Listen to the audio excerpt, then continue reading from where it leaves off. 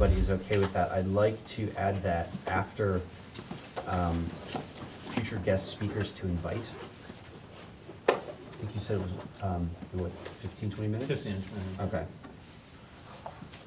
Should we do it before?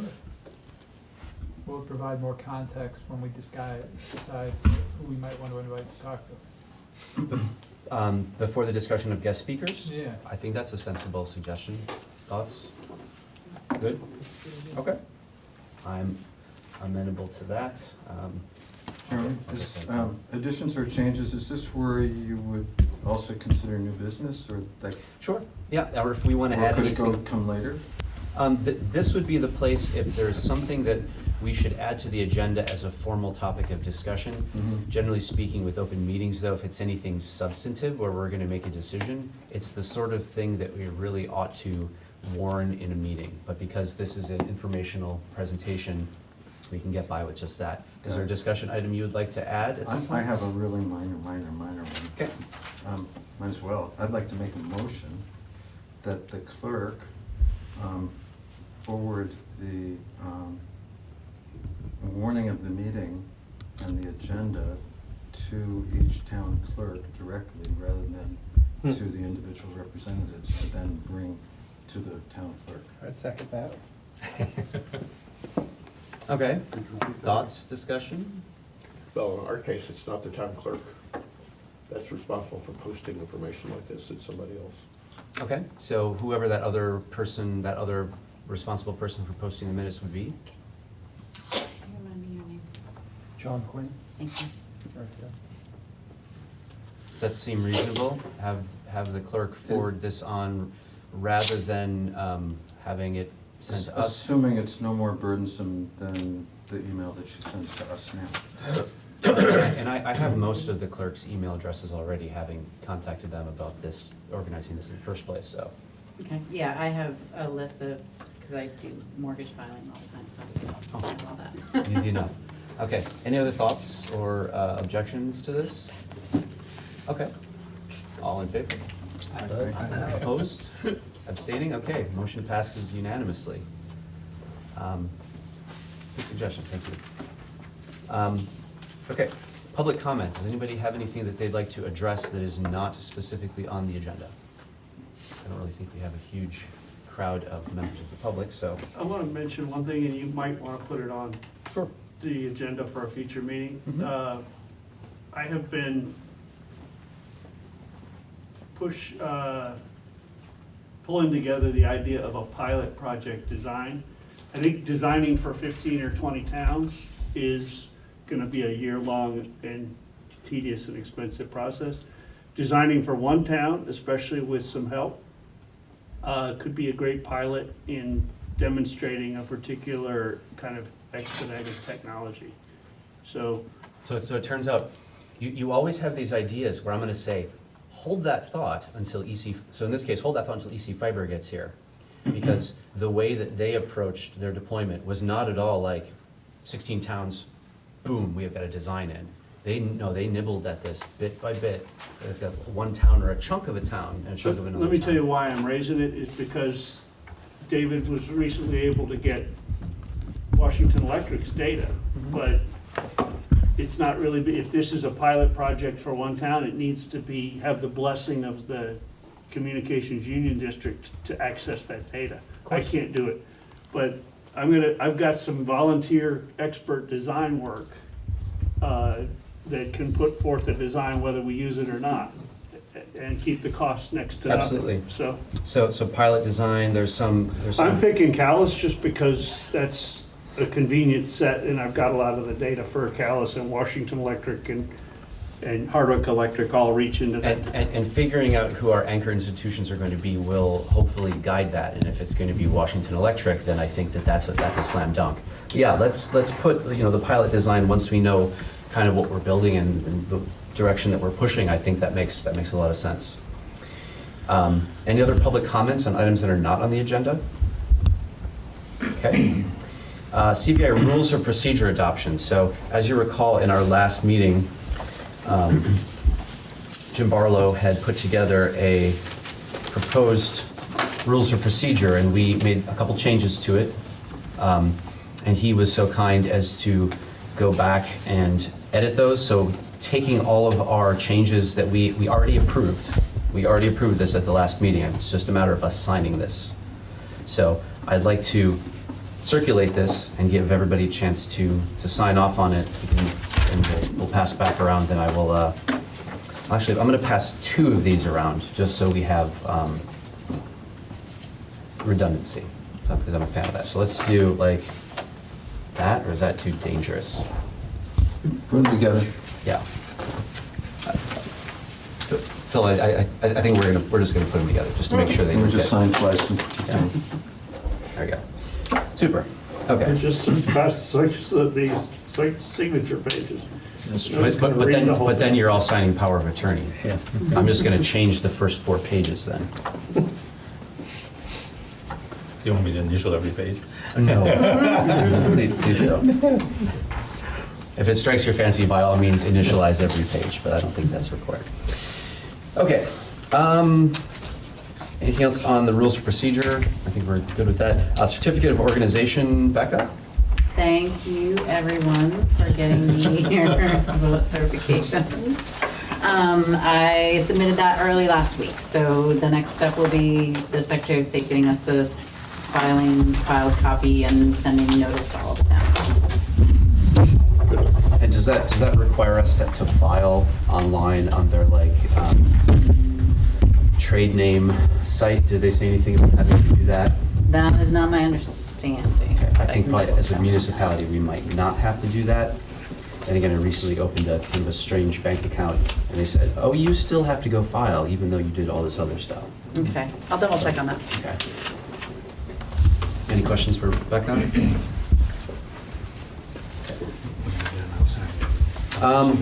So we have a petition by Orange Town to join Central Vermont Internet. And this is something that's been in the process for probably 2 or 3 months. Since March. Since March, there you go. So I'm going to turn it over to Siobhan Caricone, am I pronouncing that right? Okay, who is representing us from, or who has been designated the representative from Orange pending our approval of Orange joining the district. So anybody have any thoughts or questions, or if you wanted to talk? Orange would like to join. How much would Orange like to join? The select board said, yeah, that sounds like a great idea. They were like as enthusiastic about it, so Good. it's nice. So do you know, is there any coverage of cable or anything other than DSL? That's orange you're talking. There's DSL, we have DSL. Oh, really? Yes, I am getting a dual DSL line to my house next week Wow. on my birthday. So, yeah, no, we just have DSL. There's no cable. And we built there in 2004, and I called the town clerk's office and said, what cable companies are, she laughed at me and said, there's no cable in Orange. So, And is EC Fiber very close to you guys now? Do you know? I've never even heard of it, Closest would be Brookfield. which is really far away. Yeah, right. Over the hills. Yeah. I thought I heard somebody say there was a bit of Orange that had access to EC Fiber, but I guess. Orange is kind of like an amoeba that fills in spaces between towns, so they're very well, maybe there's pieces like over, like Williamstown and all over the place, so it's entirely possible that there may be a teeny bit, Teeny bit, okay. but I bet they don't know that. Okay. But it's Plainfield very high, Yeah, they could be covered. So this actually lays the groundwork for another discussion that I had with someone from Washington who said, hey, Orange is getting it, Williamstown is getting it.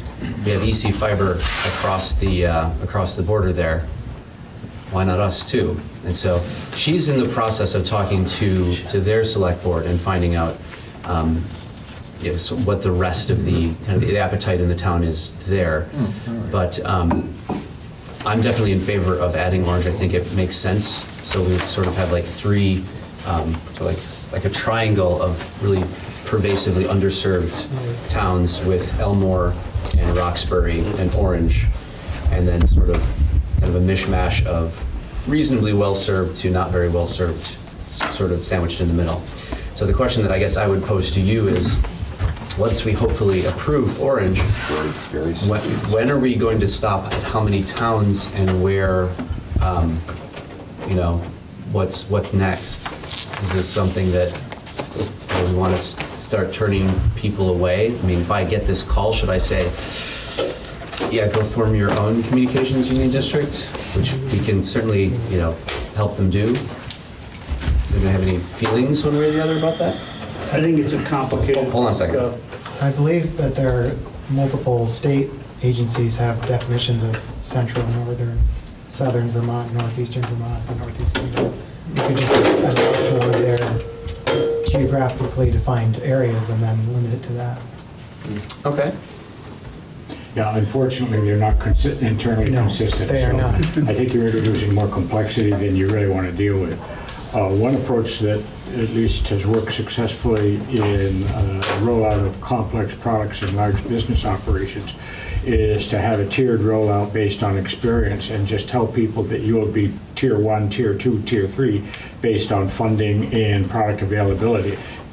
In other words, don't turn them down, but give them some set of an expectation about roughly when they would perhaps be considered.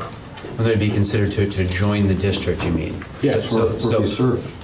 Well, so I mean, because just joining the district is a reasonably painless step, and is essentially the only thing that we're giving up, not that we're giving up, is we're adding more board members, and sort of an eventual suggestion that we're going to be serving them.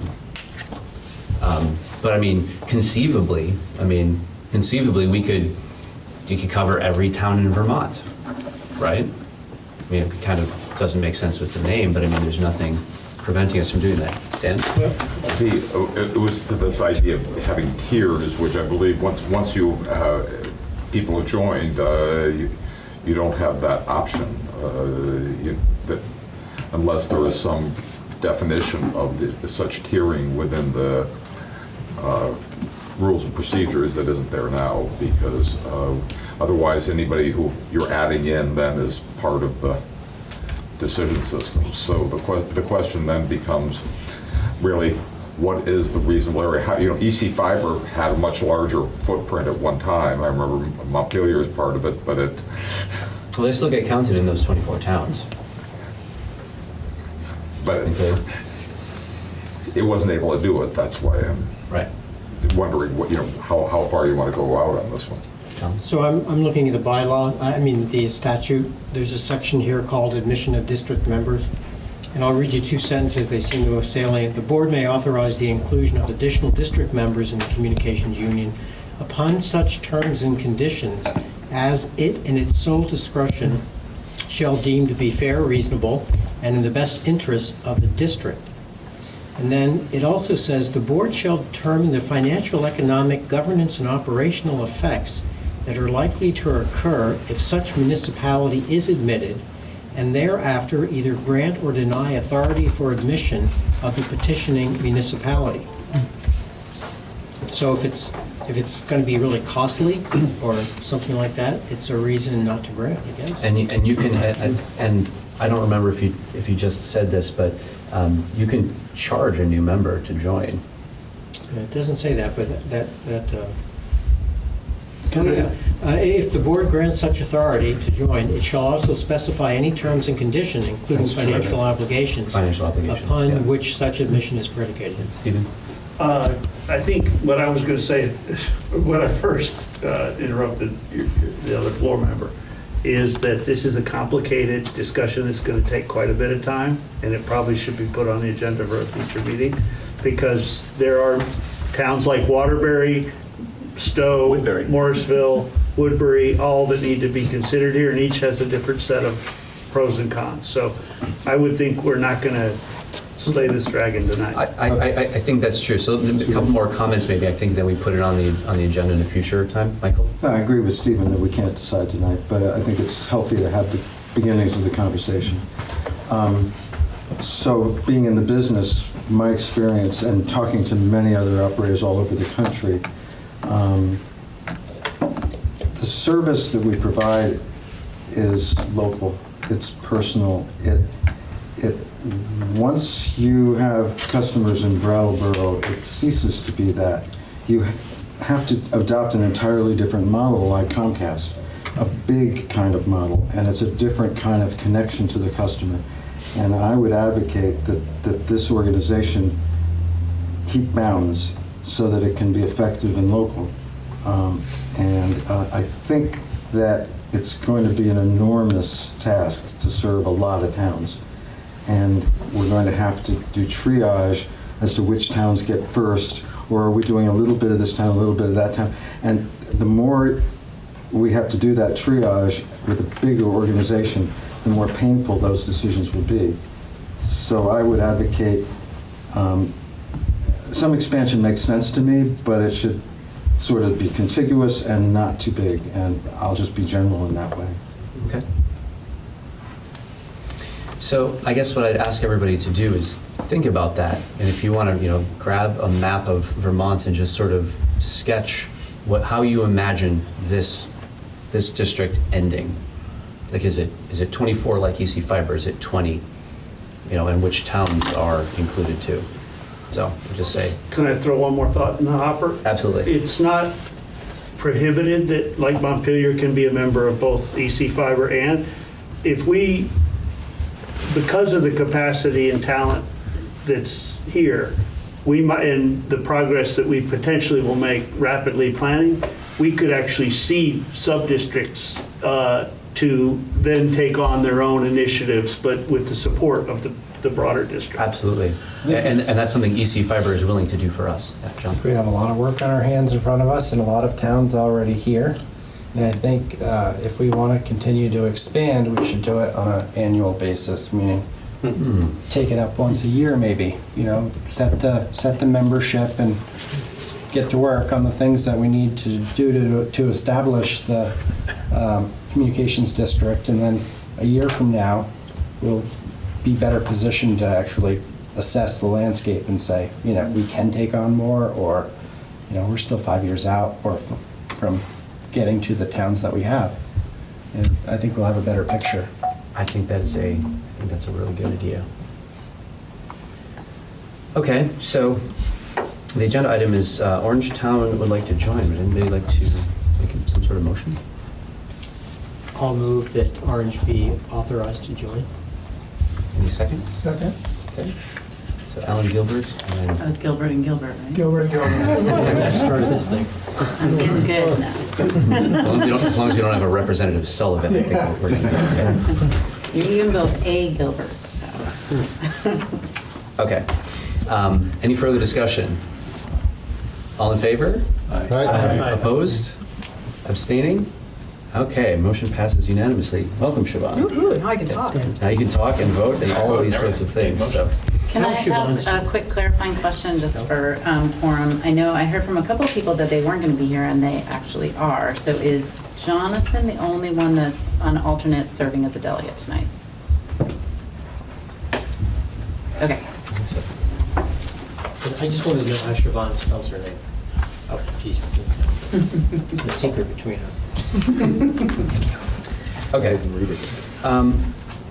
Appointment of additional committee members. One of the things that we've run into is for the committees that we've created, there are only 3 people on each committee. And I believe it was help me out, Dan, wasn't that your committee? So Stephen and Dan and Jerry DiMantides? Jerry, we have not been able to find. Right. So that was the business development and something? Marketing? Okay. So they have things on their plate and they need help. So I would like to be on that committee. I would like to be on that committee, and I would like at least one other person to join that as well. David? Okay. So is there anybody that wants to join the committee? Doesn't mean you have to get to all of the meetings necessarily, but we need to have at least 5 people so that we can have a reasonable quorum of 3. Not 3 people and a crazy to manage with open meetings law, quorum of 2. Yeah, okay. So that's 6. That's 6. So we have Jeremy Hansen, David Healy, and Elliot Bett. Okay, any other victims? Okay, so that gives us 6. Jerry Diamantidis is still the chair. I'm perfectly fine with that. I will let him run that, and then we'll just make sure that we can get, so quorum will be 3 still. So it'll be 50% of that board. He's out of town for another week. Yeah, that's okay. But we can schedule a meeting and do it somewhere, and he can call in or whatever. So. Yeah, Jerry asked to delegate the task of doing the town notice open meeting warnings. We can figure that out. That's just him not being totally comfortable with what was required of him as a chair to warn the meeting. That's something that once he gets the warning out, he can get it to me and to Becca, and we can just essentially blast that out to the responsible advertisers at all the towns. So, okay. Was another committee that we had that was Policies and the Policies and bylaws. Procedures Committee, which created our great policies, which are still coming around, and the conflict of interest policy. We can add more people to that too, but I'm not sure that they have anything going right now. Would anybody like to be on that committee and just sort of ready in the wings? Okay. So maybe Yeah, I mean, you can put me on it. Okay. I don't mind doing it. I like doing that sort Okay. of stuff. You were there anyway. Yeah, but also if we come up with a money committee, I'd be really interested. Come up with the money committee? soon. Well, Like I'm that. optimistic, you know? Should Okay. the executive committee be expanded for the same reasons? The executive committee should be expanded, you're absolutely right. So we have the executive committee, which we had, was me as the chair. Phil and Becca, I think. Yeah, Phil Hayek. Right.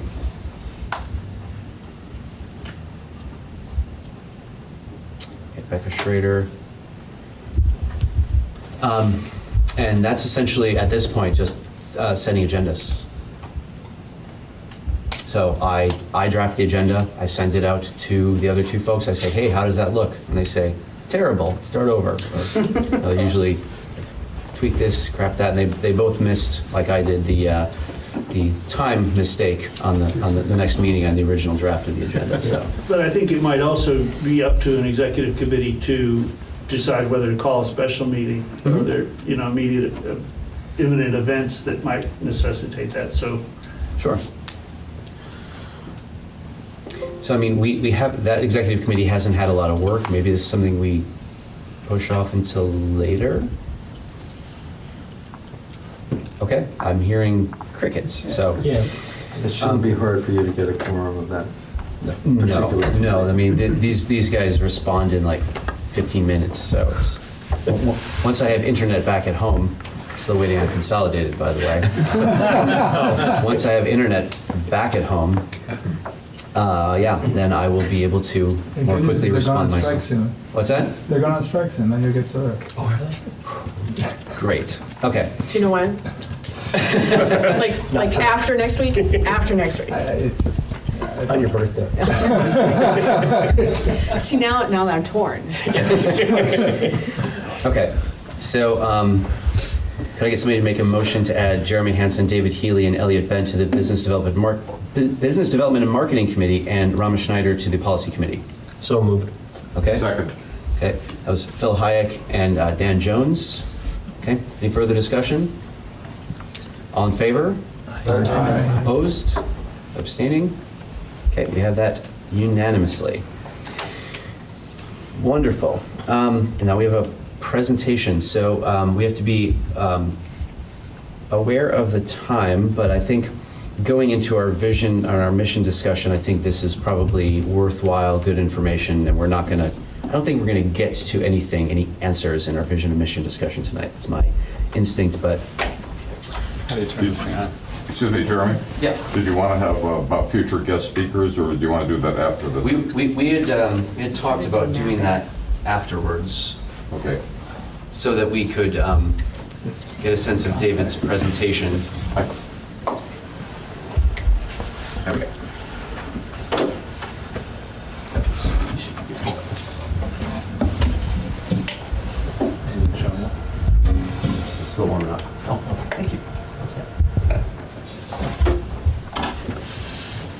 So to keep things moving, the first slide that you're going to see is, I'm going to give you a little background of me. My background is in urban planning, environmental planning, and for about 30 years I've been doing this. But my experience in Vermont was with the Office of Policy Research and Coordination in the early 80s for both Snelling and CUNY. And that's where I helped the Commission on the Future of Vermont. One of the recommendations was to build a statewide geographic information system. So I led that initiative through the legislature and then went with the organization for about 5 years in the early 90s and created a lot of data at the time. And that was the original mission. But it was an organization that is designed for local government, regional planning, and state government. It was not developed as a state entity per se. Then I left that organization and went on my own, a company called Visual Data, using data, and then the last 25 years working for Stone Environmental, and I just recently retired. In which case, at Stone Environmental, we did a lot of different GIS projects, but in terms of this initiative, we did all the broadband mapping for the Public Service Department and the database management of all who's connected using the eSites database. And we also did a study for the Rural Telephone Association in Nebraska for fiber to home and the cost for doing that. Now, out in the West, it's all underground. It's nothing on poles. But it was the study was basically to convince the FCC to change the way the Universal Service Fund is distributed to rural communities and to incorporate the costs for extending fiber in rural communities. And the FCC considered it quite a bit, but didn't actually adopt that. But it was a pretty interesting experience to look at. And it was an econometric model of what factors actually drive the cost. And of course, density is number one. But anyway, and since then, lots of different web and data. Is it up there? No. What is? No, That's not your computer. Yeah, it is. That's a Windows computer. Yeah, I got a Windows computer. He's got a Surface. Oh, you do? Yeah, okay. So, but Alt-tab around. Screen, or Windows controls. but it must be. It's not mirroring correctly. Switch your display. Display settings. Turn it off and turn it on. Reboot.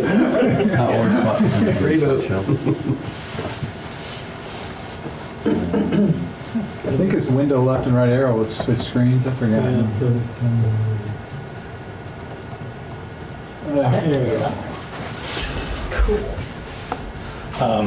So anyway, so that's my background and why I'm sort of very keen about this whole endeavor. And so what I try to explain in this little slideshow is this need for information management system and plan, because I don't think you can do planning, finance, engineering, management, customer identification, marketing, customer support, or evaluation without some underpinning to the whole endeavor. And so that's where I'm coming from. And so in terms of this presentation, I compiled as much available information that I could for the district. And roads is 100% using the E911 road data set, which has, interesting enough, on every road segment that's in 911 that's connected to eSites and roads. So you can actually then, using GIS, you can actually connect lines and poles to that same road segment. Buildings, the eSites database is superb. They keep it up to date. It's classified by about 40 different types of buildings, uses. Power poles and lines. Green Mountain Power has always made their data available to the state for distribution from the state's GIS office. Vermont Electric Co-op makes their lines available, but not their poles. So I made a request to Bill Powell at Washington Electric, who's a neighbor, and said, can you get me WEX data? And he said, for the district's use, yes. I don't know what the problem is with making publicly available, data available to the public. But in any event, we have access to that now. David, Vermont Electric will give you the poles, you have to pay for them. Okay. What's missing in terms of power poles is Hardwick Electric and Consolidate Communications poles to it, except for Green Mountain Power does have some of Fairpoint poles in their database. And you have WEC? Washington Electric? I have all their poles. Yeah. And Hardwick doesn't have any data. They have no data, right? Morrisville Electric has data, but they're just considering whether to make it available. And they don't really enter this area, this district. Well, Elmore, maybe some in Elmore, I'm not sure. Yeah. Elmore may be tough, period. You'll see in a minute. Substations, it's a pretty crappy data set. And I said, hey, I'm using 85%. I have no idea whether it's 85%. Fiber network is really impossible to get at this point without, one of the motions I'm going to make is give me permission to request the data. Critical feature attribute information. A lot of these databases exist, but I'm not sure that the attributes, for those who are not familiar how GIS works, it's a database with a series of attributes, whether it's the road name or the height of the pole or whatever. There may be information that is going to have to be added to the data that we have available. And also an accuracy assessment. I mean, accuracy has never been done on this data set. So, I mean, in terms of the poles and utility lines. I noticed in Washington Electric's data, and I'll show you in the example, they actually have the lines going to most of the houses, where Green Mountain Power just has the lines going down the road. So there's some definite distinctions between those two. And then there's other data that we're going to want at some point. Where's this data housed? Right now, it's on my PC. Most of it came from the state's GIS. And what I'm going to propose, if we ever had a stability on members, actually putting it all on the web, which is real easy to do, and I need to talk to where best to do that.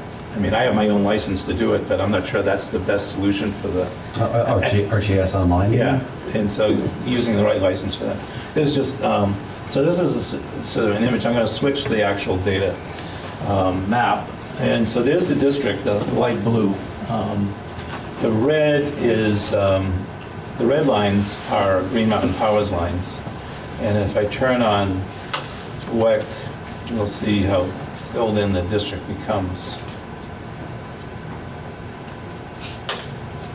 So it's pretty good. But there are gaps in some areas. The buildings, I mean... This is power only, no fiber. There's no what? No fiber. No fiber, because I don't have it. I wasn't about to try to do it. But in terms of buildings, you can see how dense the coverage is there. So we have complete roads with road names, and then the little dots of the buildings. When you say buildings, you mean substations? No. Structures. No, Oh, structures. just- Houses, offices, barns. And if you filtered out all the fire hydrants and other things? Yeah, this is really, actually, I only did residential for this particular application, but it's just a query on the database, so I haven't thrown out any data yet. Because I really think the development of the system needs to be more than just my brain going into it. The other, and one of the questions that I have is, do I, as we build this thing out, or do we add the towns we know that are going to join, like Orange or Woodbury? Because it's a pain in the neck to redo the queries to extract the information. Although I could set it up so that we're grabbing more and writing a web application that you just type in the name of the town and only the town shows up. So that's what I have on data. There's quite a bit. Oops. Continue my. So the data stored in a SQL server on your computer? No, it's just, these are all, it's a geodatabase. It's a Esri format. Yes, I'm familiar with Esri, I've got Okay. GIS guys in my office. So, the one thing about GIS, I was going to build a website, and they said, no, not yet. It's really, I mean, it takes maybe 15 minutes to build a website, so it's not a queryable data set, so it's not terrible. But the analysis that's possible on these data sets is pretty huge, and it's really only your imagination of what you can do with it. But we did a study for the solid waste district about how many buildings were in each road segment for a compost collection. And so the tool's real easy to find your density is by mileage becomes a critical factor. And then the typical distance measurement tools you can automate between buildings and if you had confidence in the location of poles. The other thing that I wanted to bring up that we've been using at Stone in the last 2 years is a Esri application called Survey 123, which would, I believe, allow us not only to have our beginning of a customer database using the eSites data, and one of the concepts I have in my mind anyway is using Front Porch Forum as a vehicle for communication, and click on your property and answer whatever questions we want to come up with in terms of willingness to participate, willingness to pay, willingness to invest. And then we have that as a starting point of assessing how much interest there is, as well as the beginning of a customer database.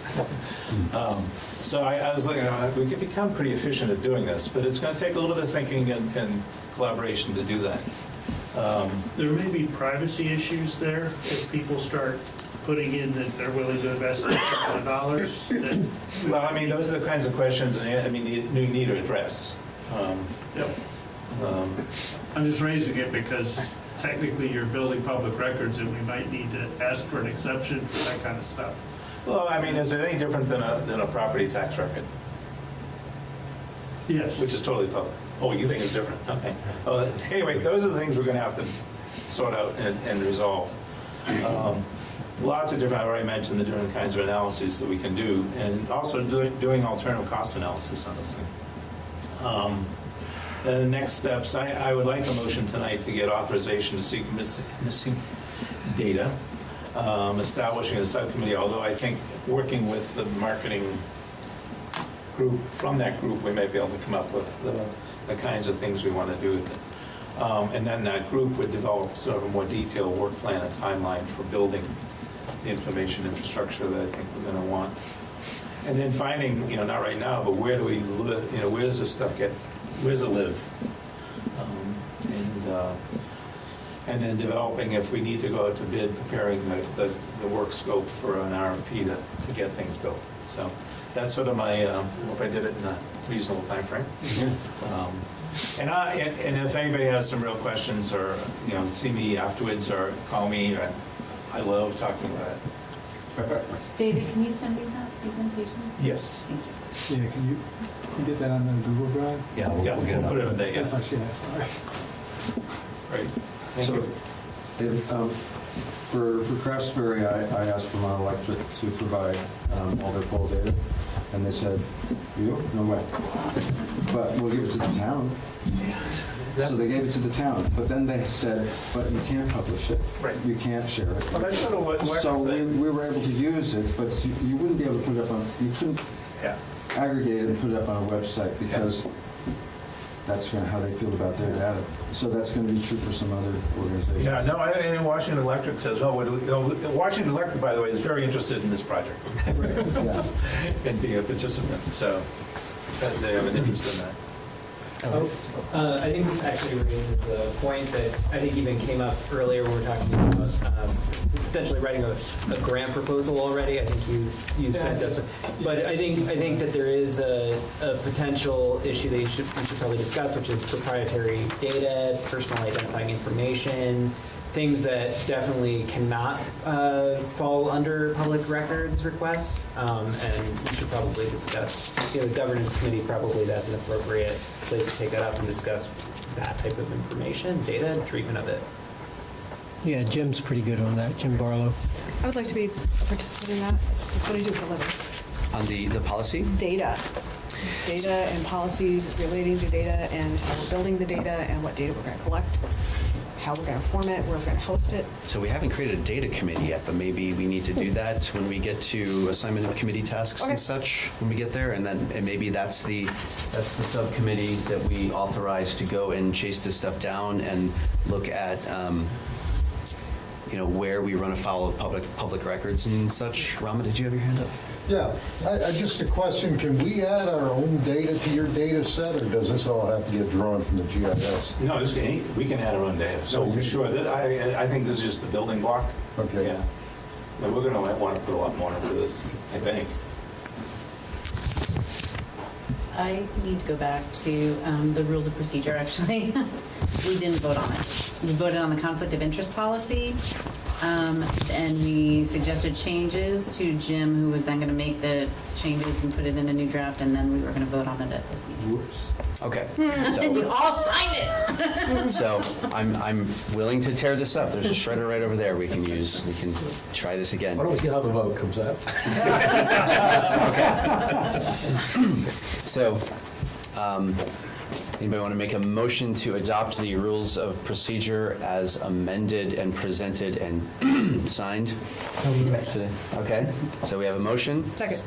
And a second. Can I quickly just see one of those just for 1 second, please? Actually, could that legitimately be postponed till next meeting? Everybody have a chance to read the revised? Everybody did. It was emailed to everybody like minutes after our last meeting. Oh, It was also warned as action needed or expected on the. Yeah.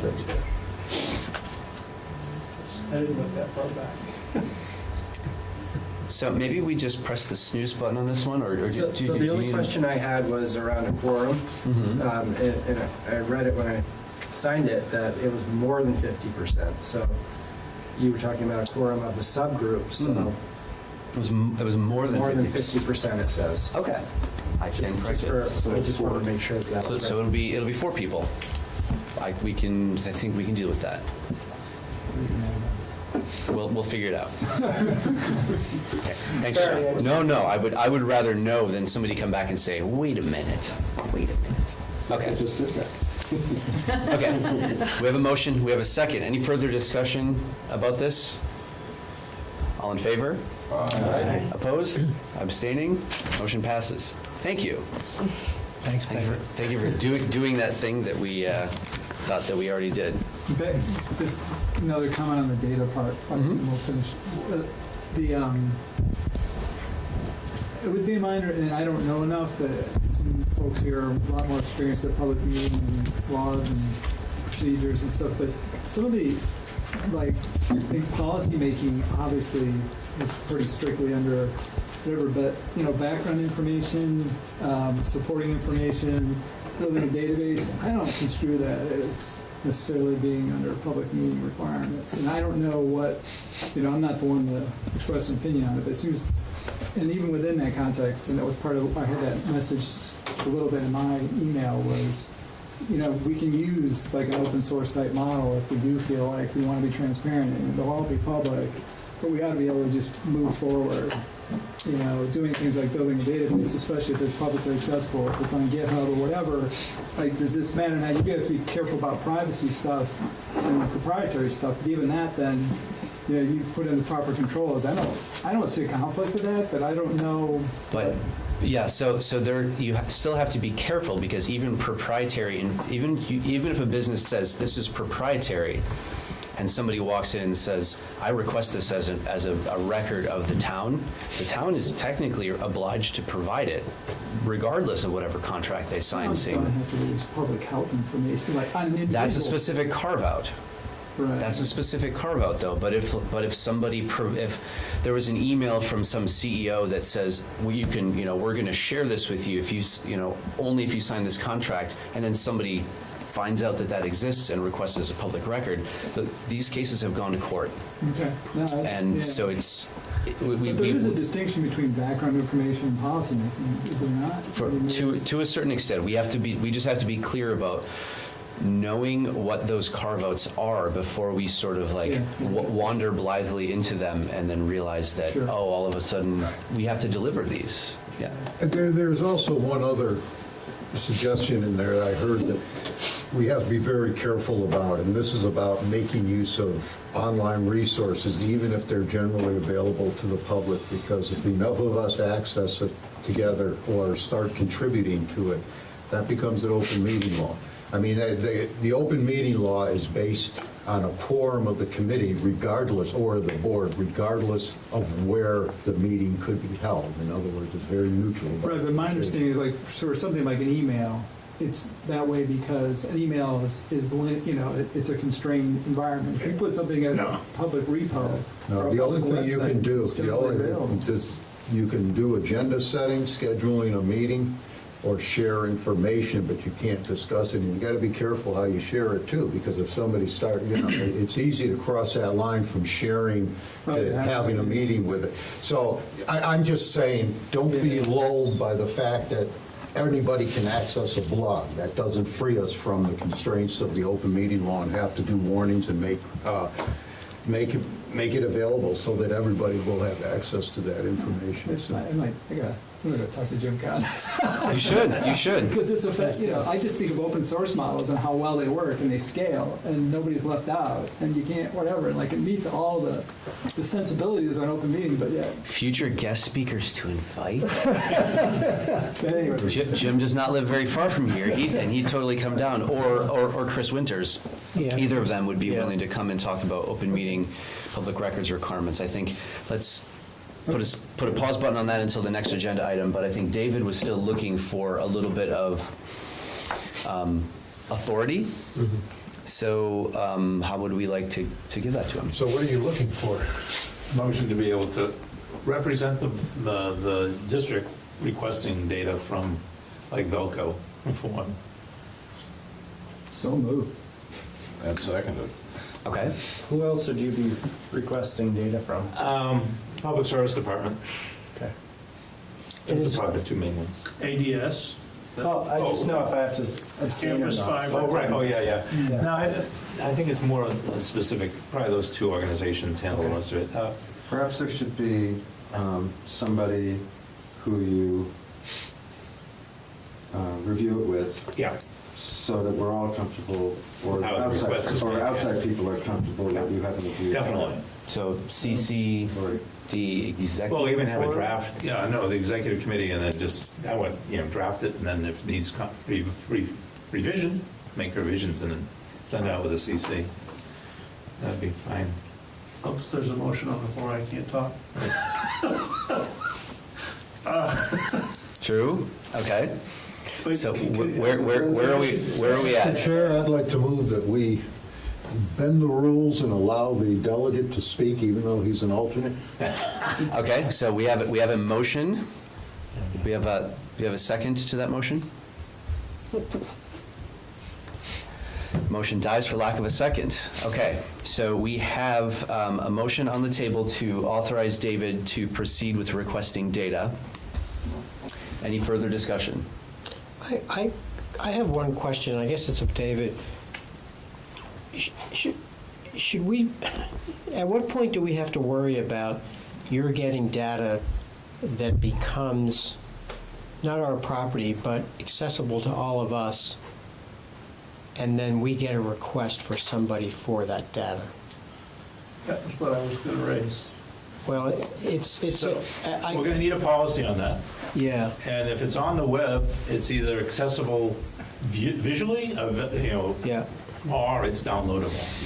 There's two options. I mean, you can restrict the access, other than you can look at it, but you can't download it without a specific request.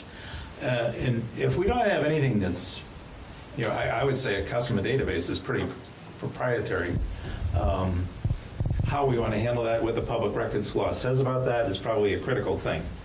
Because, okay, we build this thing out, and 5 years from now, Comcast wants to take it over. And we have all this data about every party that's participating. So it's a potential. Well, furthermore, there's competitive issues. Right, that's also, we're a very weird Definitely creature. a weird thing. Because usually you have a private entity that's asking questions like this. What's proprietary, what can be gotten in which ways by the Public Service Board or whoever. It's not usually the public, but because we're a public entity, there's a whole nother route for people to get data because of that from us that we hold. And we just want to be careful about this.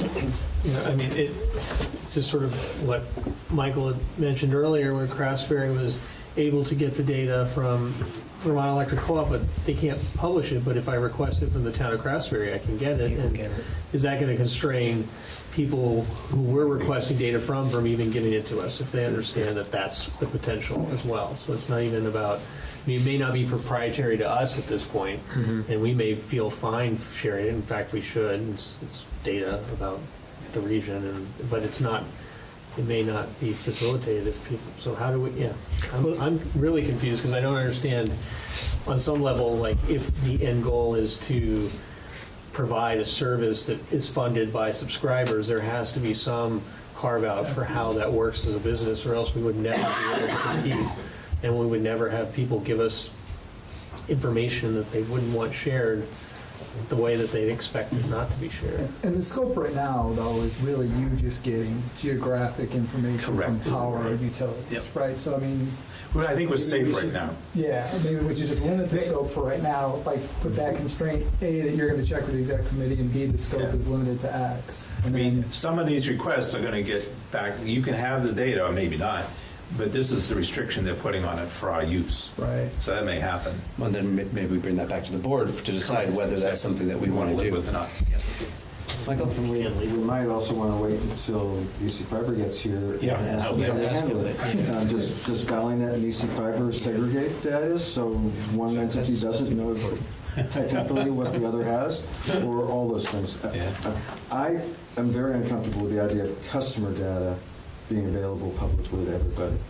I just don't think you can do that. I can't imagine many people in Orange being down with that. They're just generally Who would give it to us? suspicious. The customers wouldn't if they knew.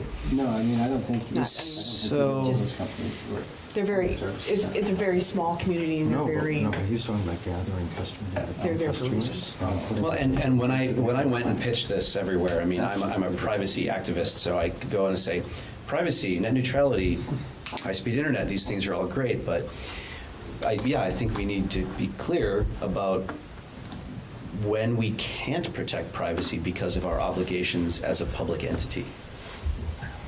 Well, I'm going along with his question before. Right now, you're just asking for a certain level of data that that configures to the GIS system. So I understand that. But once we collect it, because it is now a public body, I think that was where you're going. Is it now public information once it's incorporated into the system?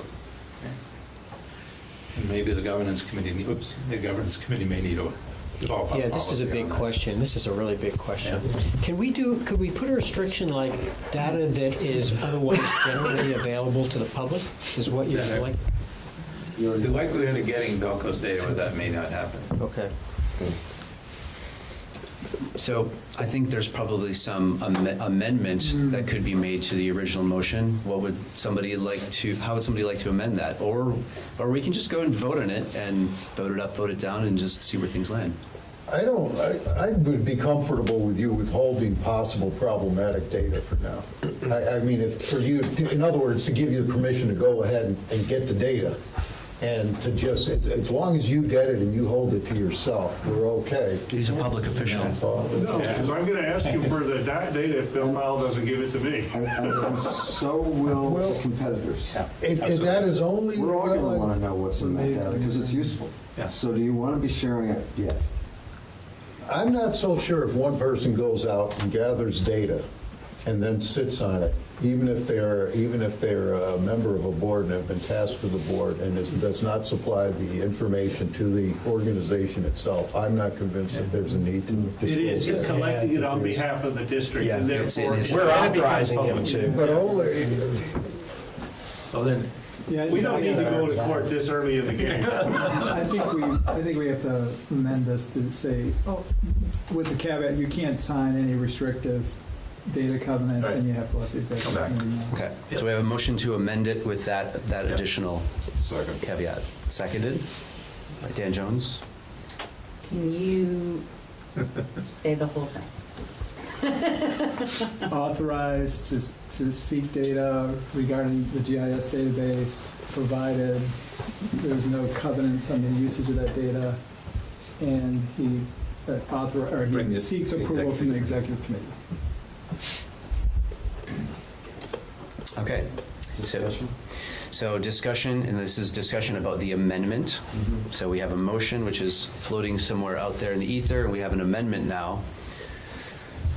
I'm just wondering if a slightly tighter screen, which would not restrict gathering of the data, might be to say physical as opposed to personal GIS data. In other words, the physical data exists, period.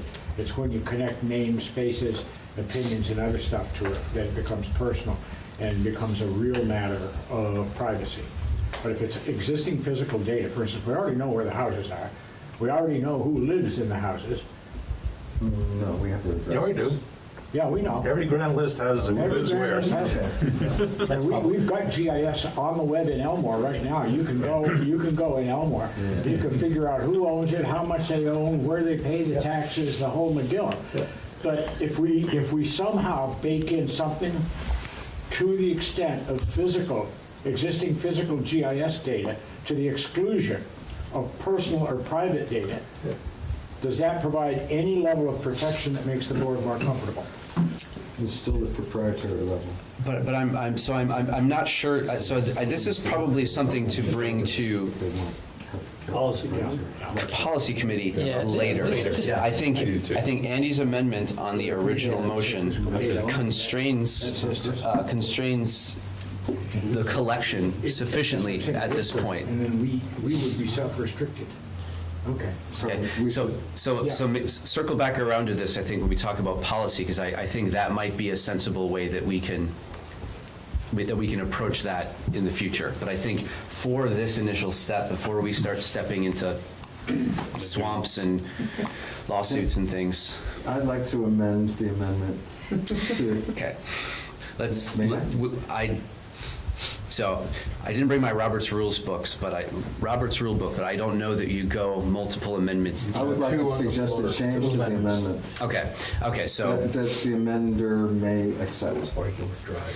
So technically, there's no such thing as a friendly amendment. So Tell me how to do it. We have a motion, we have an amendment. You may add one more amendment, and then we're done, and then we got to resolve it.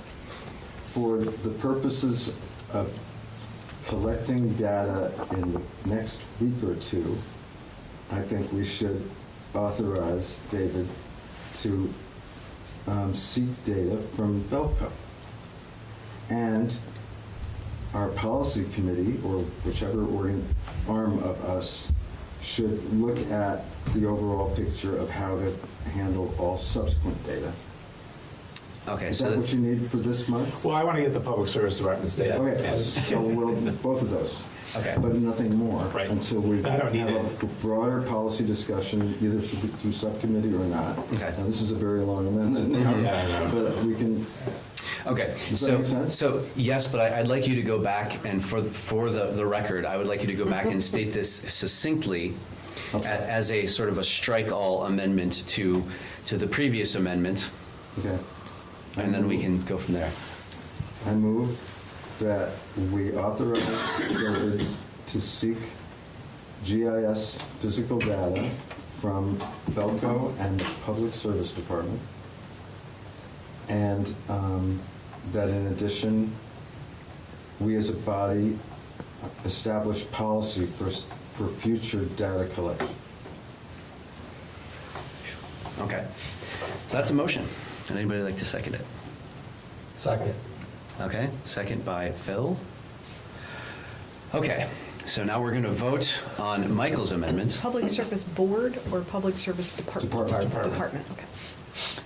I'm going to vote against all of these all the way through. And although I'm not opposed to collecting the data, and by the way, in fact, I do believe I'm correct in how I think it can be done. However, having said that, I'm obviously in a minority, but I think that the questions have been raised are serious enough and have enough legal implications, both for what's being proposed here to be collected and for future collections, that I think at this point we need to get an outside legal source to help us figure out our way through this and really come to, as an organization, a conclusion as to what information we can withhold from the public on public records. That way, when we go into this, we know, because right now we're sitting here, people are expressing different opinions as far as what the open meeting law is going to say and what information we're going to collect. And I think, I don't know, the discussion's taken me beyond my comfort zone on it at this point.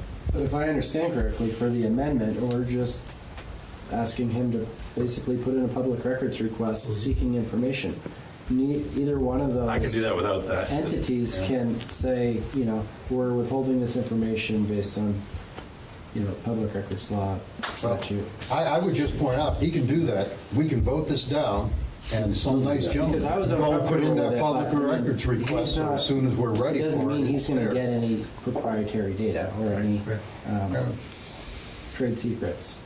I think they'll quickly tell him no. I'm more worried about the personal information and We don't what type have of it. information might be accidentally disclosed. So there's no personal information being considered by Michael's amendment, so let's tackle that. Does anybody else have anything to address about Michael's strike-all amendment to Andy's amendment to, you had the original motion too, if I recall. Great.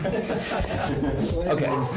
Any further discussion? Okay, all in favor of the strike-all amendment as presented by Michael Birnbaum, please say aye. Aye. Opposed? No. No. Okay. Two noes. Schneider and Gilbert for the noes. Rama Schneider and Andy Gilbert were the two noes. Okay. Abstaining? Okay. Motion passes. So the motion passes and the amendment was amended. It's killed. So it was essentially killed, but it's still on the floor as amended. So we changed that amendment. So now we get to vote on whether the original motion is amended by the way that Michael amended it. You like that? Yeah. I like that. That works. Any further discussion? All in favor of amending the original motion with Michael's strike-all amendment signify by saying aye. Aye. Opposed? No. One no, and abstaining. Great, okay. So we're back to the original motion, which is amended. Third time's the charm. Any further discussion? Okay. All in favor of the motion as amended, twice deep, please signify by saying aye. Aye. Opposed? No. Okay, one no, and abstaining? Motion passes. Have at it. Okay. We have now future guest speakers to invite. So we are roughly 30 minutes behind schedule, which will just impact a bit of our vision mission discussion, because I will definitely, once we get to 8 o'clock, Irv Tomei and Carol Monroe, I'm going to give them the floor. Sure, excuse me, Jeremy. Included in the motion was the establishment of a policy subcommittee to work on that. So, so once we get to the assignment of committee tasks down at our 8:40 item, Okay. let's go and jump on that, and we will, we'll hopefully, if I don't get back to that here, please remind me when we get to that item, so we make sure everybody gets a chance to weigh in on that. Future guest speakers to invite. So one of the things that I heard coming out of the previous discussion was getting somebody from Secretary of State, either the Secretary of State himself or Deputy Chris Winters. Does that seem like a good idea at one of our next meetings to talk in more depth about this? Given the question. Yeah. Okay, so should we try to get him to the next meeting? Why don't you ask Jim Barlow to work with Chris Winters to see what might be most useful for us to hear about from their perspective regarding privacy and access to public records? Because I believe that they have a staff attorney too, who might be even better. Yeah, I don't know who that is now, but I mean, either Chris or Jim could handle most of this, I think. Both privacy and proprietary. That was my Yeah, suggestion. I know. I think that Jim should be involved as Yeah. the Secretary of State's office prior to inviting anyone from the office. So since he's not here, this is one of those great like voluntold moments, right? So maybe what we can do is just by consensus here, I will reach out to Jim, and so like Jim and I, because I've already had contact with that is, I should say, Jim Barlow. I've already had contact with Chris Winters and Jim Condos about public meeting stuff in the past. So this is a conversation that we've had. So I and Jim Barlow will reach out to Chris Winters and Jim Condos at the Secretary of State's office to find out how they would like to address our interesting situation. That seem Do we have consensus on that? Yeah. Okay, I will do that. We can also ask EC Fiber how they're doing with it. Yes, and we will have the opportunity, we have that nice Q&A section at the end of their presentation today, too. Other guest speakers to invite. Stephen, you had at least one person that you talked about last time that you wanted to invite. Was it Lauren? Lauren Glendavidian on net neutrality. She's worked on that. She's with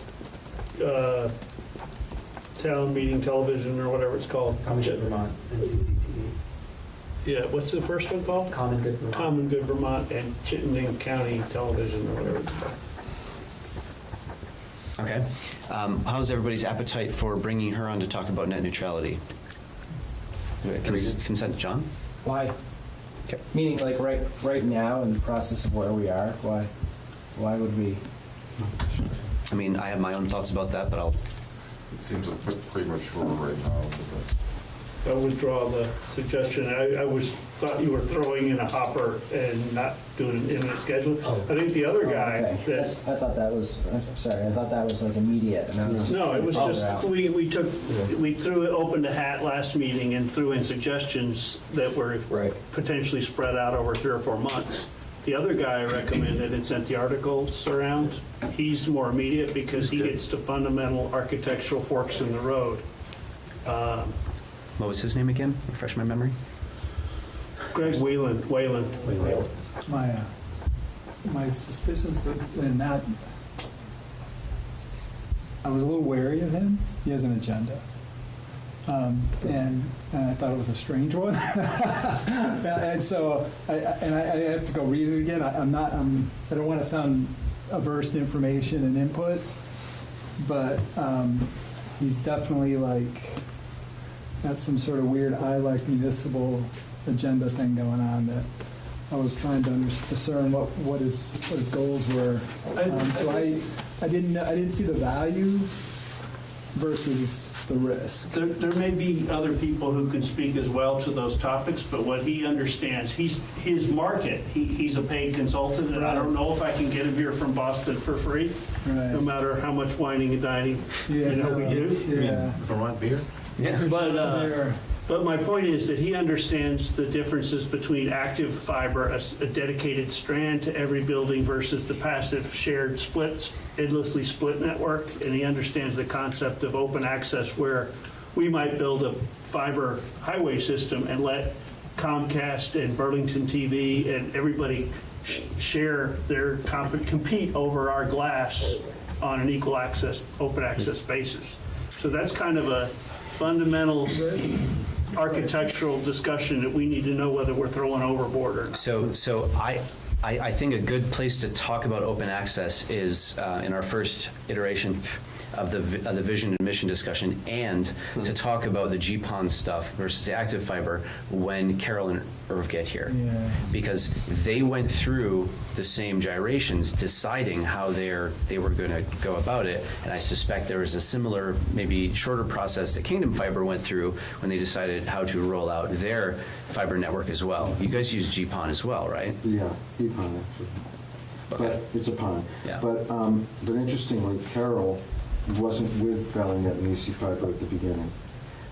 And she came from Fast Roads in New Hampshire, which is an open access network. Perfect. And does use some active Ethernet. So she knows both worlds, which she's a really good person to ask. Great. And she will be here in 30 minutes. So I withdraw that Greg Wayland recommendation until we learn what. yeah, if we decide that that's something that we're interested in, and open access networks are something cool, let's bring that back. So we've got at some point in the future, Lauren Glendavidian, Common Good Vermont, to talk about net neutrality when we get there. But we did start having some other suggestions about people that we might want to bring in to talk. Ken? I saw in the notes mentioning Matt Dunn. And I was at dinner with him on Friday night, and listening to him talk about sort of the economic development and implications of the independent fiber within small areas and how much a change it makes. And so I don't know whether this is part of our business development strategy, but it is something that has to do with sort of the marketing and understanding of what we're doing in terms of the general narrative and story, because he seems to have a lot of powerful data and backup from the work he's been doing. Do we bring him into a business development and marketing committee meeting? Is that, or would he be more comfortable presenting to the whole board? He likes a bigger audience. Well, which is why I suggested the smaller one. I pinged him already about it. I sent him an email, so. Yeah? I'll follow up. Okay, yeah, so let's put him, let's get us on his radar, and if we can find out one of the next meetings and give him a half an hour or something, some Q&A. Yeah, it's a 5-year project. We have plenty of time. We want to just drink as much information as possible, as quickly as possible, right? Okay. Anybody else have any folks that we should get on the radar that we should start be talking to at this initial stage? I think we should consider somebody for me. I don't know if Ted Schurz, or whatever his name is, Ken Schurz, will allow his engineer, but he's got an engineer that's really crack. The folks that bought Burlington Telecom? Yeah. That may or may not be impossible to get. But there's also folks that were originally Sobernet builder executives who are all still local. So I guess my question is, what is it that they're going to tell us that, Irvin Carroll are not? Long haul, dense wave division, multiplex, and carriage. Okay. And how that might fit in. I think we have an opportunity, as I've pitched this to EC Fiber as well, that if we connect to 2 points with a similar equipment, we can be building a mesh network out of a ring network. So. Okay. That sounds like super strategic. So I think once we get a few towns built out, we can start to think about that. I guess I'm putting this in my own mind in the same place as this Internet 2 connection that was also pitched, which I mentioned several months back, and I had somebody contacting me about this. We don't have anything right now. There's not a bank account. There's not anything. So I think when we talk about the vision and the mission, I think once we understand what it is that we're doing, then we can say, here's our 5-year plan, and come up with a strategy. And if it looks like down the road we're doing long haul runs, like the length of Route 12, let's say. Top to long haul to Boston, long haul. Oh. Right? You're talking about meshing big networks and having lots of very cheap bandwidth going back and forth with them. Oh, I thought you were talking about linking Central Vermont Internet to EC Fiber and Burlington Telecom. No-brainer. I'm talking about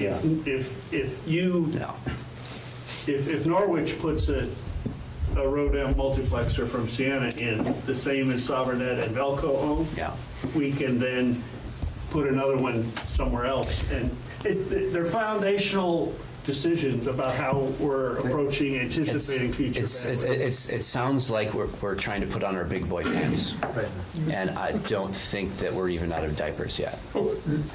I think that we will be able to put the big boy pants on later.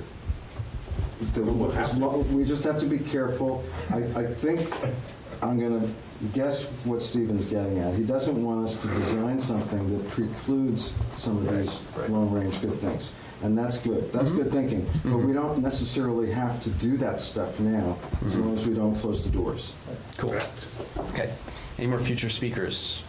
We can certainly circle back around to this again. Is there any value in having someone from the Public Service Board talk to us? And they're willing. The board or the department? Well, I was thinking more the board, but they've lost their telecom attorney. So their new general counsel is barely getting his, Clay's the department. Kyle's the new general counsel, and George Young left. Okay. So I think it's premature.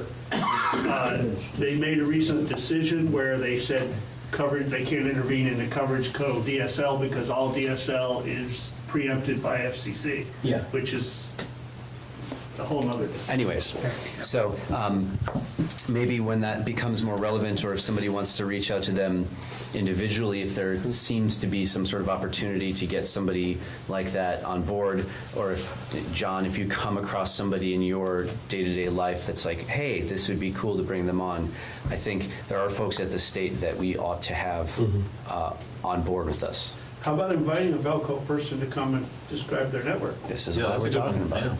Yeah. Who's going to do the invite? Were you talking about Velco anyways? I'll do it, yeah. Will you do that? Okay. They have a great story. You want Chris to shoot No. after the meeting? Okay. Okay. Anybody else? Thanks. So we have now about 35 minutes to do our vision and mission discussion. So this is much more open-ended. I brought the big like sticky paper to like brainstorm ideas or whatever.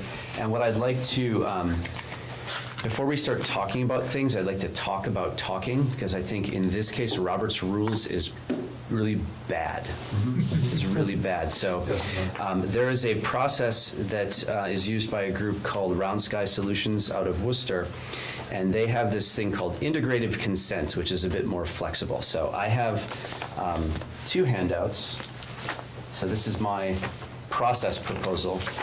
I have 2 handouts here. One describes integrative consent in more detail, and then I have it kind of broken out about how we might apply this to this discussion of vision and mission and such. So if I can maybe just take one of each of those and pass that around. And then if this works, I think this will allow folks to weigh in and not feel constrained by motions, and we can get all of the alternates, we get everybody at the table, and have everybody generally agree that we were all able to have a say in this. Point of order, is the door unlocked when I guess that? Oh. Phil, will you check the front door? It's open. Thank you. Thinking about the more mundane. That'd be great. I drove all the way from Karen It's a long drive. No one told us you canceled the meeting. Yeah.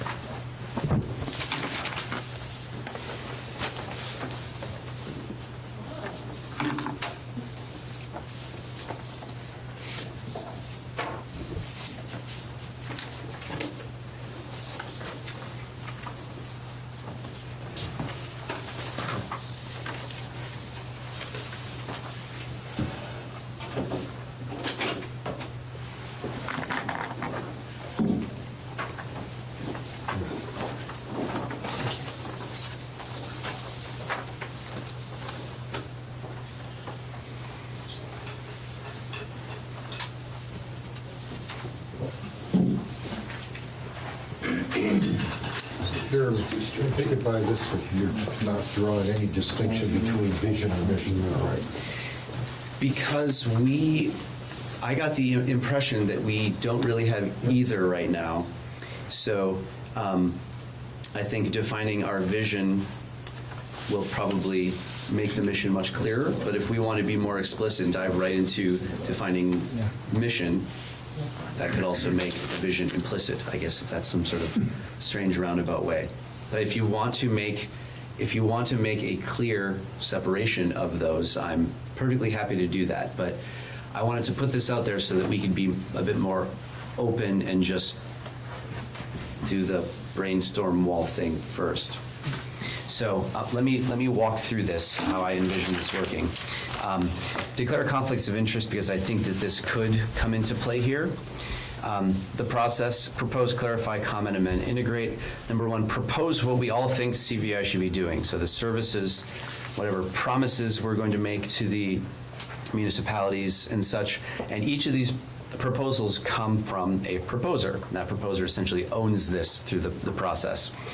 There's a lot of different things that we could do. We have the fiber to the premises, the universal fiber to the premises model, which is what I pitched to the select boards and have talked about in the media and so on. There's the open access model. There is a hybrid fiber to the premises wireless model that's been talked about. And there's more. There's more possibilities out there too. There's also unanswered questions about who is going to operate this. Whether all of these need to be answered today, I'm not so sure. But I'd like to at least get all. I'd like to get all of these ideas out there, and I'd like to get us talking about them so that we can come back to this and maybe define a concrete vision, define a concrete, bless you, define a concrete mission at some point. So proposals, and in it's a modification of how the how Round Sky does this, but I'd like to do all of the proposals at once, essentially, put all the proposals out there so that we can see the landscape. And then one by one, clarify what the proposer means by each. So people ask questions, and just try to get a sense of what the proposal is. Then one by one, comment on the proposals. So people can say, here's what, yes, so questions and comments. Share clarifying points of information or make any desired responses, including better ideas. Like, hey, a better idea would be whatever. And then amending. Using the comments and clarifications above, it's going to be the responsibility of the proposer to amend the proposals to take in all the feedback that has been given by the rest of the folks. And then as a final step, to integrate the objections. If anybody has any objections, and objections, it says on the bottom of the colorful bit there, objections are any articulable reason that a proposal will cause harm to the team or organization. It's not a reason that you don't like the proposal, a better idea, or based on some sort of this might happen if whatever. So those sorts of things can come up in the comment period. But once we get through the comments and once we sort of get an idea, like here are the possible concrete directions we can go, I just want to enumerate these today, personally. I don't understand why the first proposer has to own it through this process. It seems anti-consensus to do it that way. Okay. To me. I would rather all of us participate in each of the proposals, but that's not their process. But no, and I'm expressing that. This isn't our process Right. yet. So I'm happy to say that there isn't a proposal owner, and we're just going to go through as co-owners. I don't know what other people think, but Thoughts? that's my first thought. I agree with Michael on that, because some people might not articulate a dimension of it as well as others, and we certainly don't want to make anybody defensive over defending a proposal that's half-baked. Okay. So silence equals consensus, which is too bad. When we do the questions and comments and the amendments and the integration, we're going to go around in a circle rather than calling on people. So if you want to have a chance to weigh in on something, everybody will get a chance. So, but rather than a handful of vocal people essentially dominating the conversation, everyone will get a chance. So I hope that we'll be able to go slowly enough through this process that everybody will have a chance to say everything that they want. We will not get through this process tonight. So, with the exception of Michael's suggestions that we don't have a designated proposer, does this seem like an okay way to move forward? Figure out who to shoot. Yeah? Yeah. So we have so somebody says to serve as a clerk, though, essentially to keep the proposal up to date based on. So I'm going to be the guy with the marker with the terrible handwriting. It's all of your fault. I'm a computer scientist, not an English major, so I'm going to document the proposals and as well as I can take everything that everybody's saying and then call on people in turn, if that sounds okay. I just have one sort of like framing approach, which would be to avoid specifics like types of technology and things like that. Focus on what you want to be different at the end of this process, and by that we mean, you know, all sorts of things from economics to you know, just general quality of life for people, and then who we want to serve. I think that those are very, and you know, there's probably a couple other framing considerations that we can take, but those are better than like, should it be, you know, should we be putting things on poles? Should we be putting things in the ground? Should we be flying balloons in the air? That would be my one framing suggestion. Okay, does that seem reasonable, not to get too far into the technical weeds? I think we got plenty of time and a lot of fun committee meetings to go through the tech geek stuff. Okay.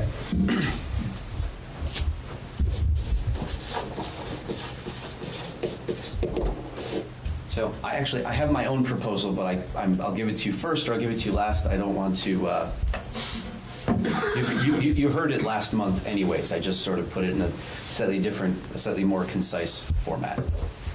Okay.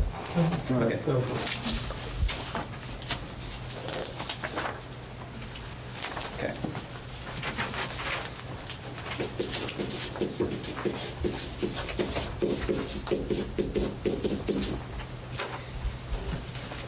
Fiber to the premises, universal fiber. So, Internet. not to get into the weeds, so we're not going to talk about whether this is active fiber, whether this is passive fiber. You're still there.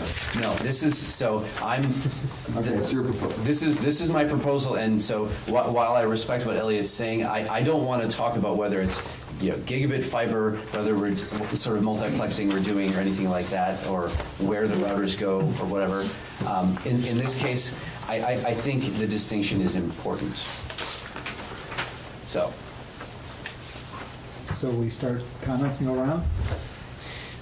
So I want to get all the proposals on the table first, if possible. I mean, if we want to go one by one and do just this. Well, that one, that goes to the core, which, and going back to what Elliot said, this is, what are we really doing, you know, in terms of who our customer is and what service we're delivering.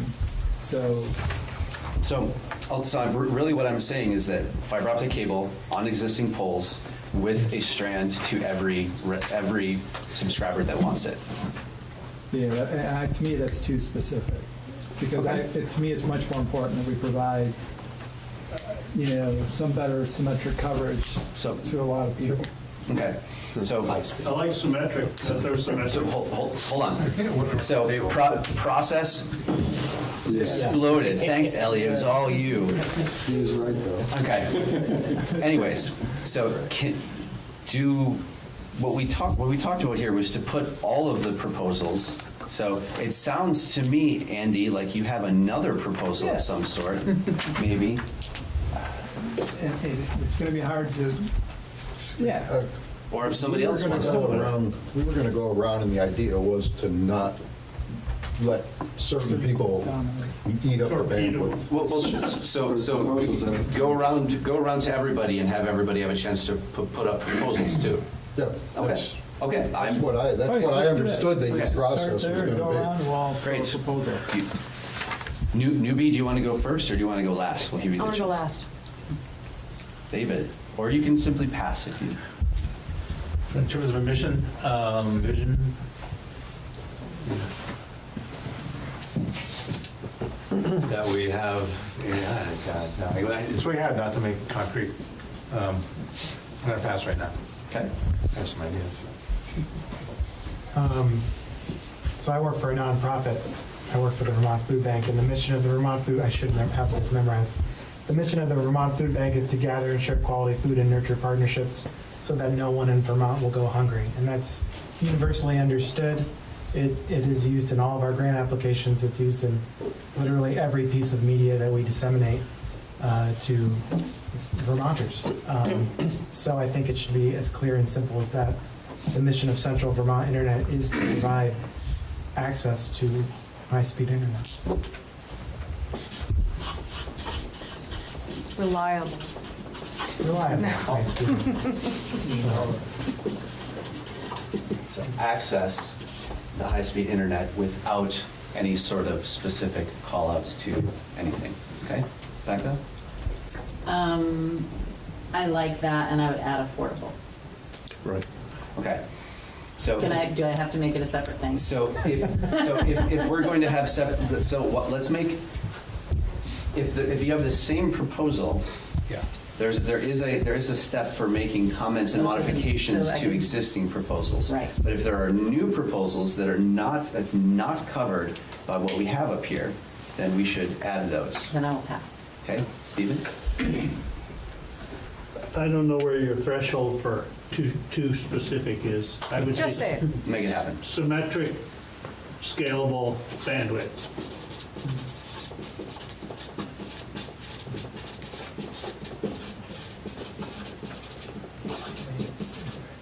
Okay, I'll buy that. There are random words here. Net neutral and privacy secured.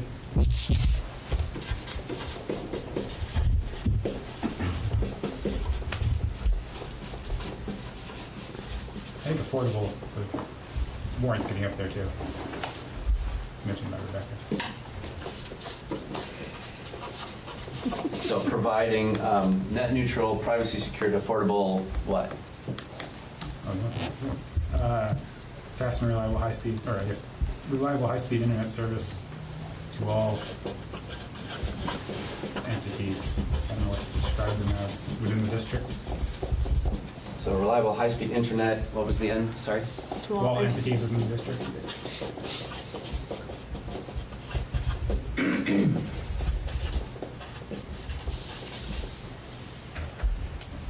Yeah, I'm going to pass. Great. All Central Vermonters have access to economic, educational, and cultural opportunities through affordable, high-speed internet. Yeah. All Central Vermont. All Central Vermonters have access to economic, educational, and cultural opportunities through affordable, high-speed internet. So Central Vermonters have access to economic, Educational. educational, and cultural opportunities through affordable, high-speed internet.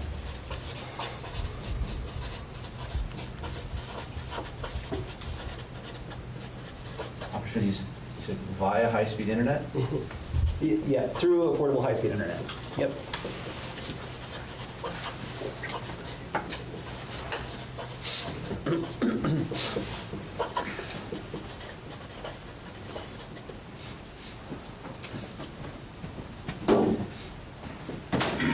We're gonna need a bigger boat.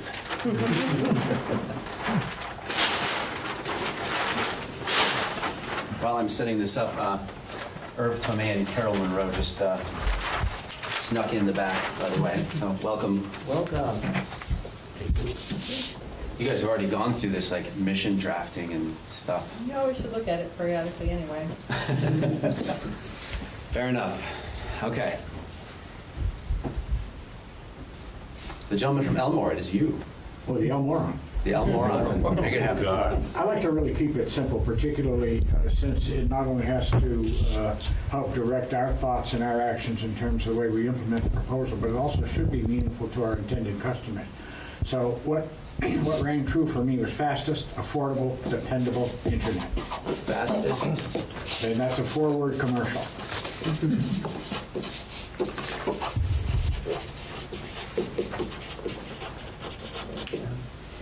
Okay. Michael? I love the previous proposal. The only thing I would add is that it should be future-proof and technology neutral. Future-proof, technology neutral. Separate ones.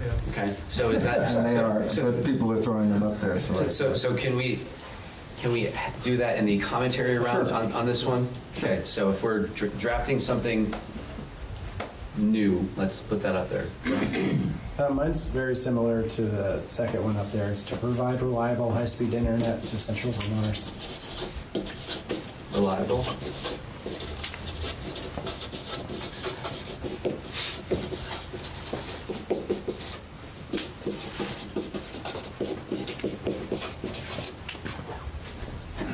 I'm good with that version and the bottom of the other one, which is just this general idea that we're serving our communities by providing reliable, high-speed internet and the opportunities that affords. Okay. So maybe next go around we can sort Yeah, of just stitch that together. wordsmith the concept. Mr. Jones? I'm sort of the same, the bottom one there, except that would like to, have the next round, locally controlled. Locally controlled.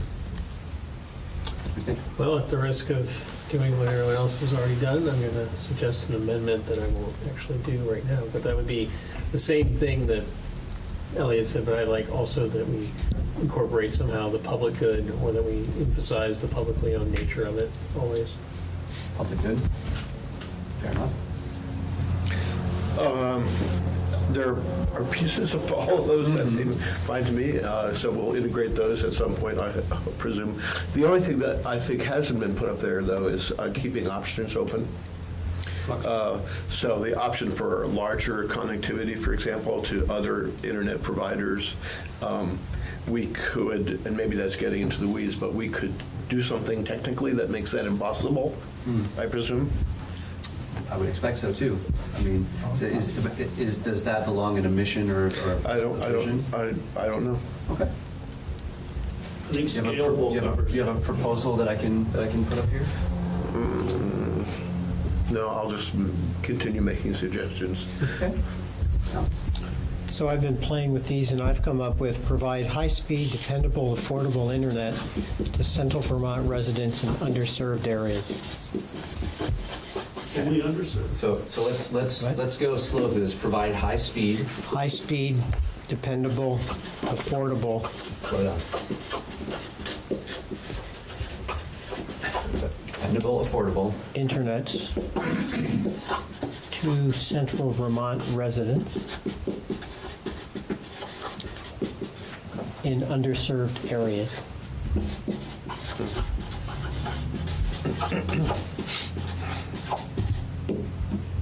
Okay. Thank you. Everything I had to say has been said up there somewhere in one form or another, so I'll wait for the changes round. Okay.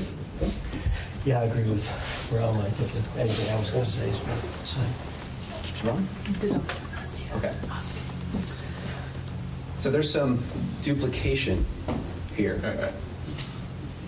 Now, the question that I would like to ask all of you is that, do we want to take the next step right now? We've got about 5 minutes before we're slated to have our friends at EC Fiber step up and talk to us and take some of our questions.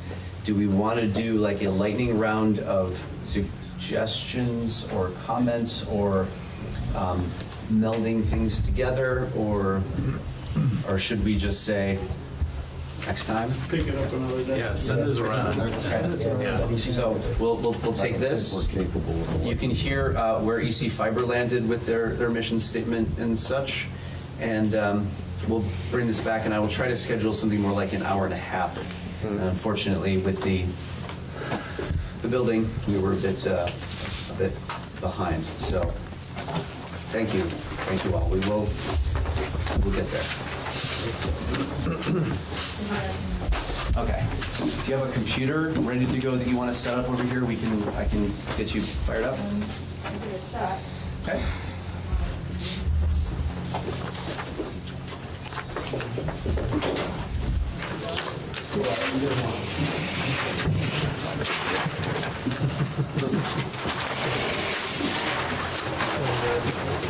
Would it be, let me ask you this informally, would it be helpful to have a person who is a third-party facilitator come here for to do that vision process? Actually, the person who created the integrative consent process that I'm using here, she would probably be willing to do it. It is kind of fun driving you crazy, though. It's all right. It's not a hard thing to do. I think it would be useful. Yep, and put Rand's out there. That way you would be more flexible to. Right, and it won't seem like I'm trying to drive things one way or the other. So also, while they're setting up, I have a fantastic former student who is a programmer and generally awesome computer security person. He has a scholarship that requires him to get a job with a federal, state, local, or other governmental entity. Paid for 2 years of college, and now he's trying. So if anybody thinks that they might need a cool computer science major, I'm just He's a very talented kid. What's that? He's a very talented kid. Jake? Yeah, if you look at his resume, I worked with him extensively, and he's awesome. Oops, I'm gonna make a copy. Okay. Has to be governmental agency. I don't know his password. make sure that's a Google Drive. Scholarship for service. Anybody else?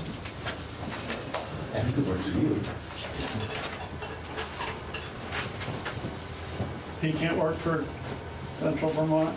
He could, but we don't pay. We'll get over But it. it would be great addition to his building. His resume is pretty good. He worked on a couple projects with me, so. Oh, that's why.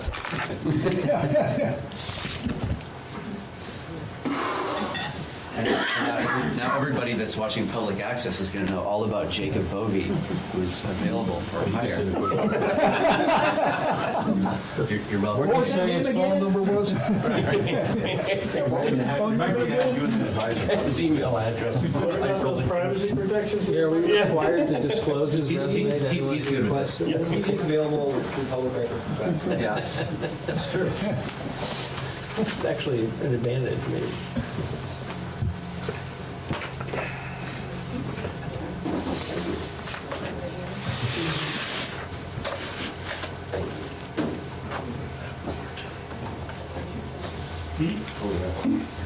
I apologize for bringing my sidekick. Oh, that's awesome.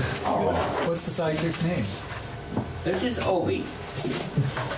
And his name is not a Star Wars reference. No, no. As you can see, he's often beside himself with joy, so his full name is Obi Joyful. So, or what's your?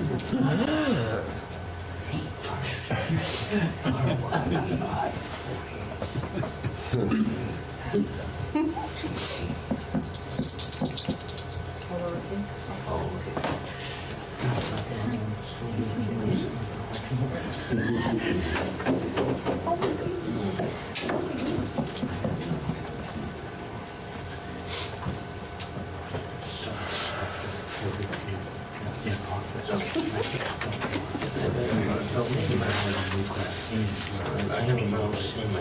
You do? In red, yeah, it's in the side pocket.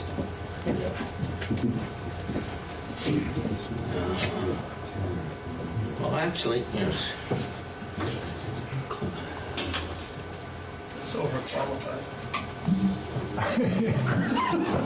I'm not sure something.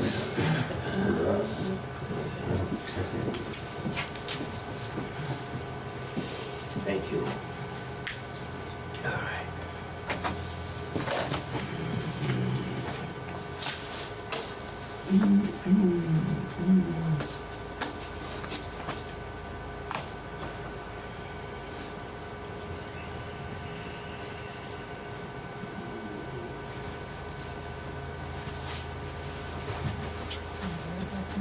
All right, here we go.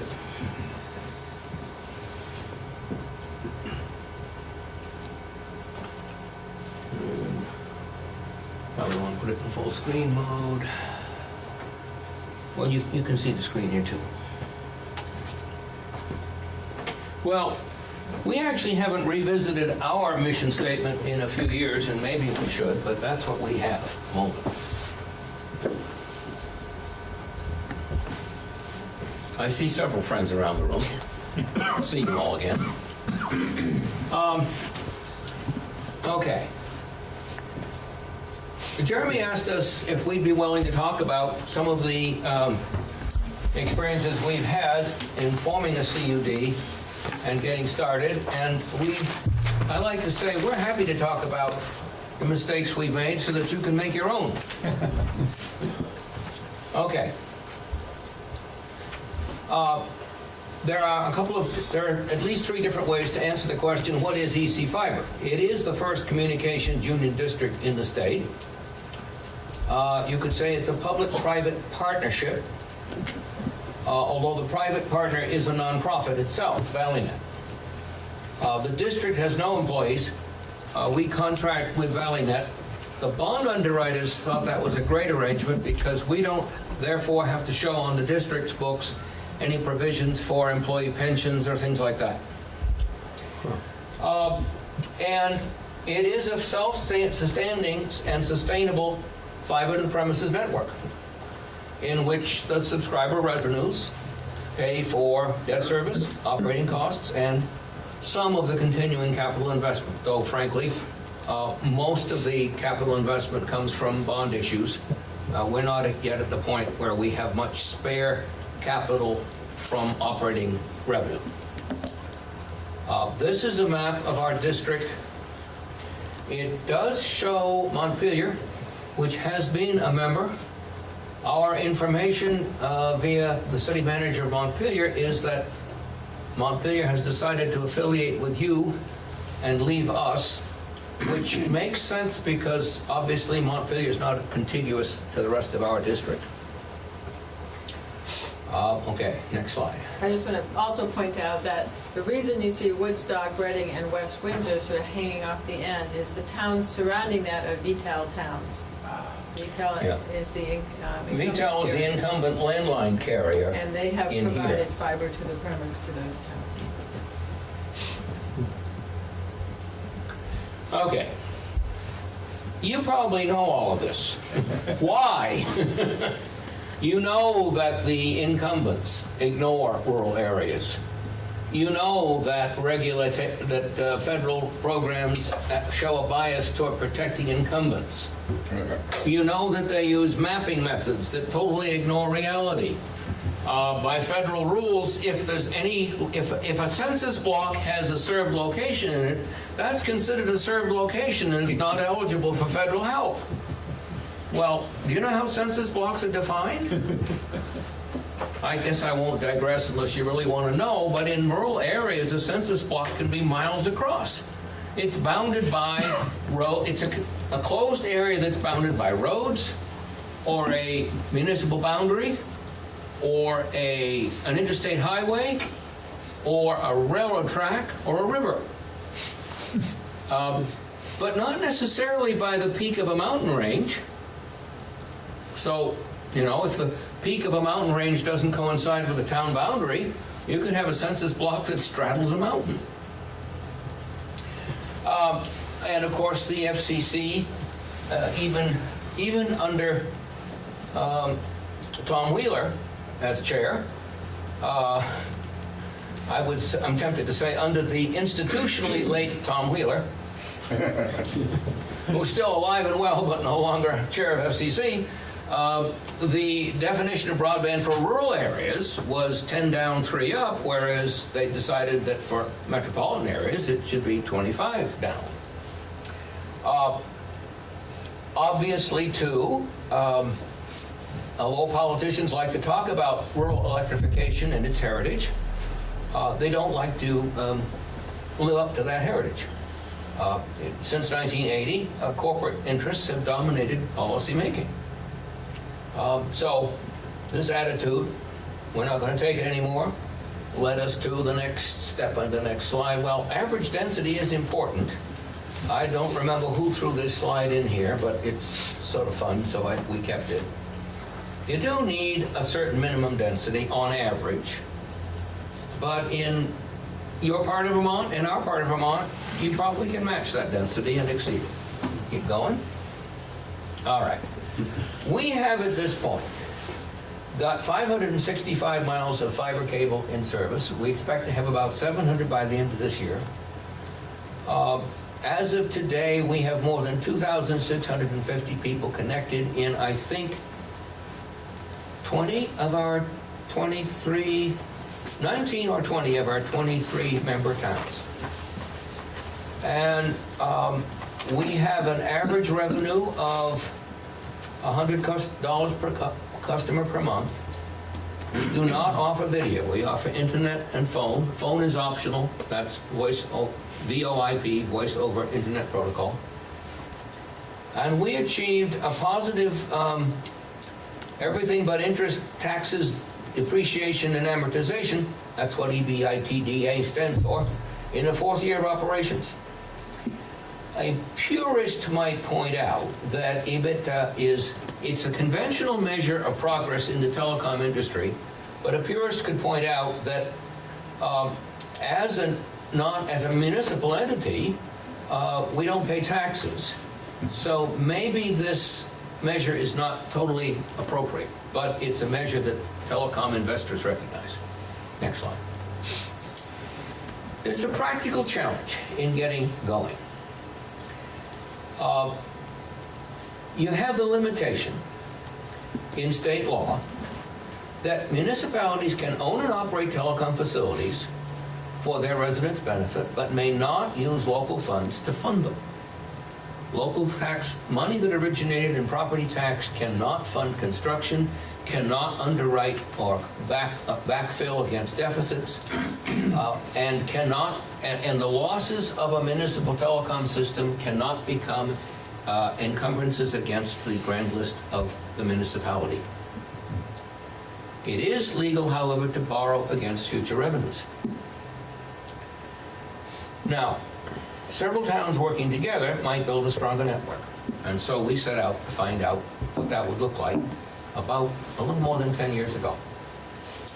But there's a chicken and egg problem. To become a credible public borrower, especially when you can't encumber your grand list, what do? You need an organizational structure that investors recognize.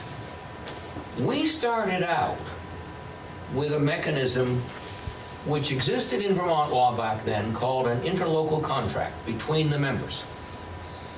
You don't want to do that. Because outside Vermont, everybody says, interlocal, huh? And inside Vermont, every other person says, interlocal, huh? You also need to build a strong track record. So what did we do? Well, I'm jumping ahead. Maybe this slide's a little out of sequence. You've done the first step here. You've had town meeting votes. Several of your towns have voted to form a communication union district.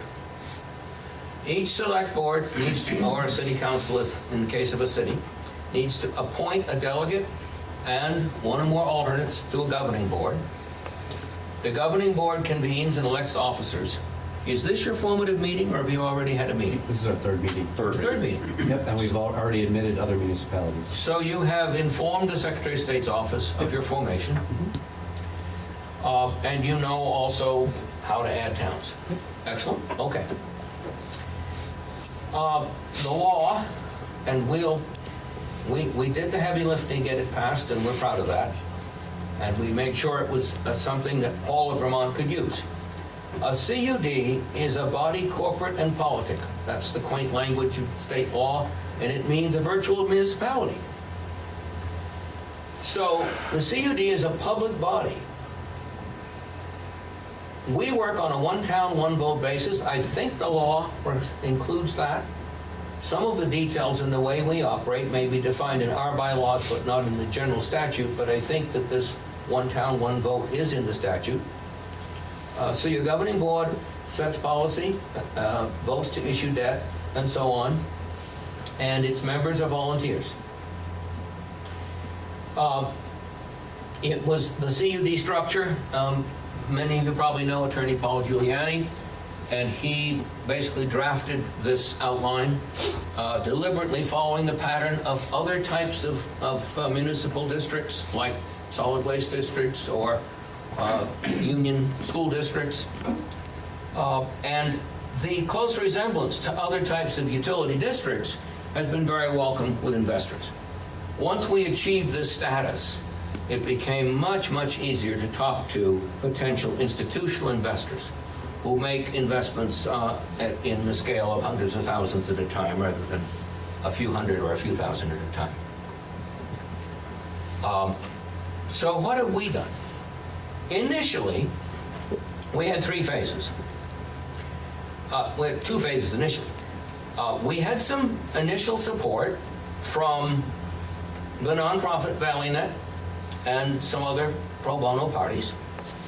And then we had, and this doesn't really fully acknowledge, we had 3 interested parties who wanted to do a demonstration project, wanted to show that municipal broadband in a rural area was a going proposition. They wanted a demonstration project.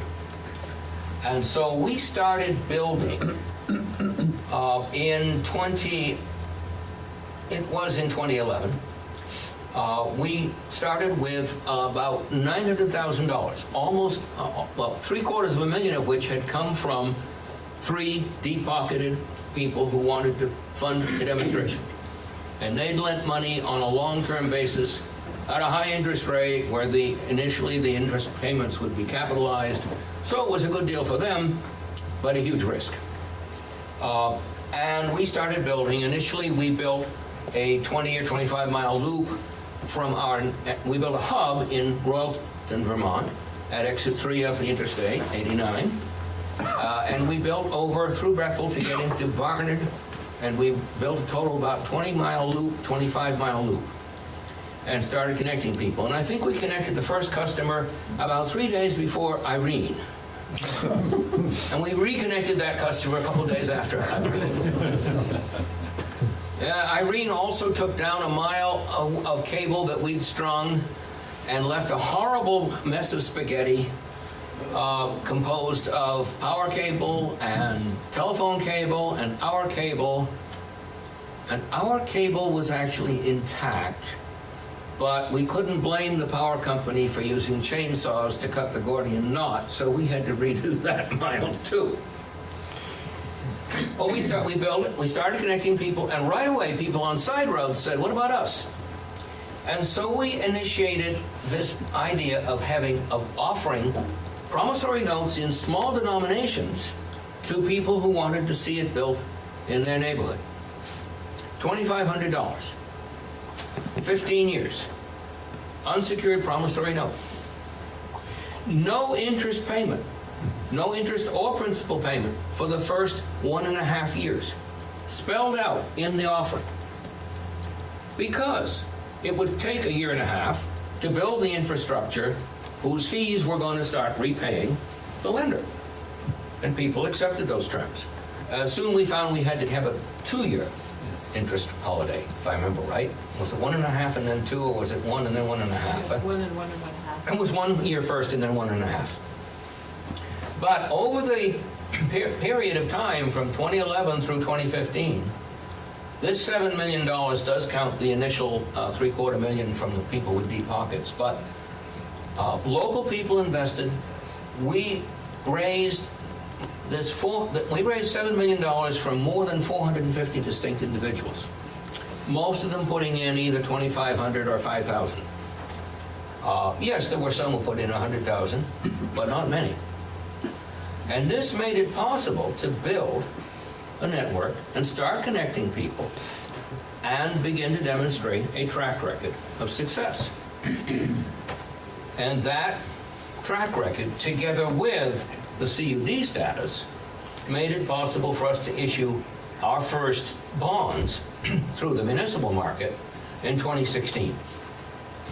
And the first 2 bond issues in 2016 and 2017, in each case, about half of the bond issue went for new design and new construction, and the other half went for paying off some of the older, expensive, short-term debt. So we no longer have any of those promissory notes outstanding, and we no longer have those high-interest, long-term loans from the founding investors.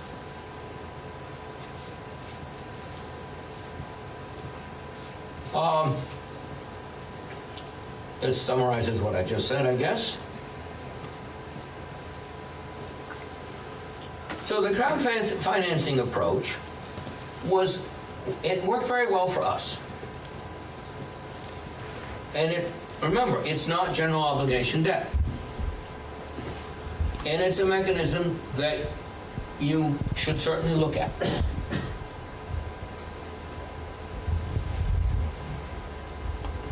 Sure. Yes. 35% take rate over what period of time? Carol? Generally, we experience as soon as we light an area, assuming it's not a cabled area, we experience about 30% right off day one, and it increases over time to 35, 40. I think we have some areas at 65%. Really depends on how rural they are and what their options are. In the cabled areas, we generally expect about a 17% over a year and a half take rate.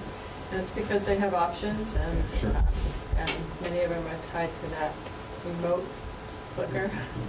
We don't want to give that up. Conventional wisdom says go where there are lots of people. We recommend refining that.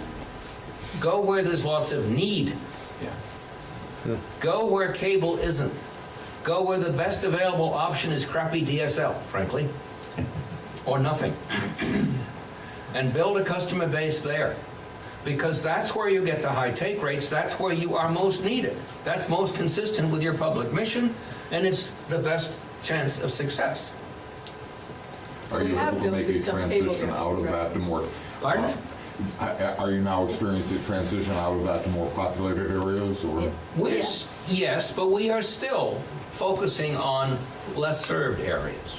So our focus is on the less served area, but as we all know, the cable company has built in the specific downtown area, or in some of our towns, on 100, but not on anything else. And so on a state route, but then nothing next to it. So we have to go through cabled areas on our bill to get to those that are unserved. And so that's sort of how we know what those take rates look like. But now we're connecting the upper part of our network, Barnard, to West Windsor, so going through Woodstock. And so for this year, we're building a path right through Woodstock. About 75% of that has cable on it. Are you selling on that path in Woodstock? We haven't built it yet, but we do have subscribers on that path in Woodstock. And it gets to an area that's completely unserved. So there's a larger part of that build that's unserved in South Woodstock, but it does have to go through those areas that are served with cable. How many slides do I have? Because it appears I need, my friend here needs to take a little pit stop. You have a few, but I could probably cover some. Yeah, why don't you cover them? Sure. Yeah. I'll be right back. Thank you. Good luck. Can I ask just a question? I noticed that you had 6.65% tax-free. That would amount to a tax-effective yield of something close to 10%. How big a factor was that in your ability to attract investors? Well, certainly helped. Yeah, it's a. And so you're treated the same way as a municipal or a federal bond because of your CUD Federal and status. state tax free.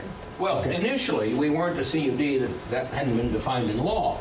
But we were, according to Paul Giuliani, an instrumentality of municipalities. No, I went to high school with Paul. I've watched him work with much fascination.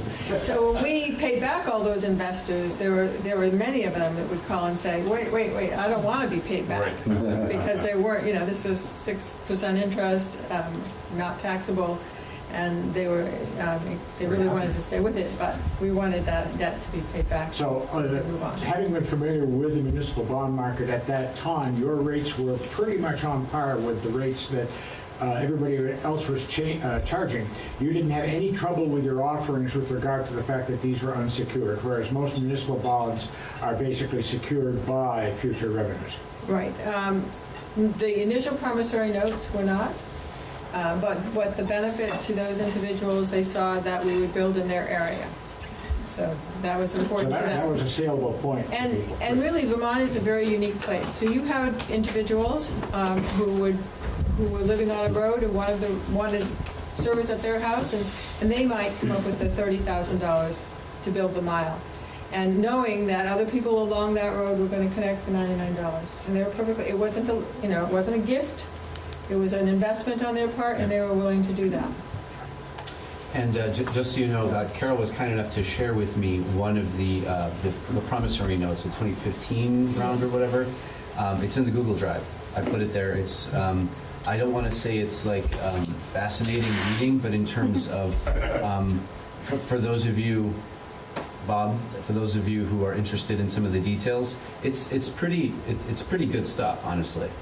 Yeah, So, my interest is in the details, is largely academic. However, at some point in time, you have to sell this to the public, and I'm looking at what the decision variables were. yeah, and it was Paul Giuliani that wrote that promissory note language. So there were people, $2,500. We tried, when we presented I to. think this is a rat hole. You've answered all the questions I had. Okay, we'll go back. I'd like to So proceed. Thank you. really, some of this is pretty obvious, some of these benefits. One, you're getting funding when you really can't get it anywhere else. You got the community involved, and you got people who have a vested interest in seeing it succeed, and so proving that model. Some of the drawbacks were, and I can tell you this, where we built where people could afford to invest, right? And so that sort of excluded some of these poorer neighborhoods. And it also, incredible administrative burden, because you have all these bonds at $2,500 increments. And the 15-year period was a little bit on the short side. We really needed 20 to 25 years, and that's what we're getting in the revenue bond market. Well, you didn't mention an even bigger drawback. And it goes with that we weren't covering whole towns. Yeah. And you like to talk about this a lot. Well, because when you don't design the entire town, and you only build, with your blinders on, this path, then you in effect haven't really built for the growth. And so, as Irv said, as soon as we built that first path through Barnard, all these people on the side roads wanted to be connected. Well, we hadn't built the first path with that in mind. So now we're building whole towns, and we did that last year, we're doing that this year, we'll do it next year.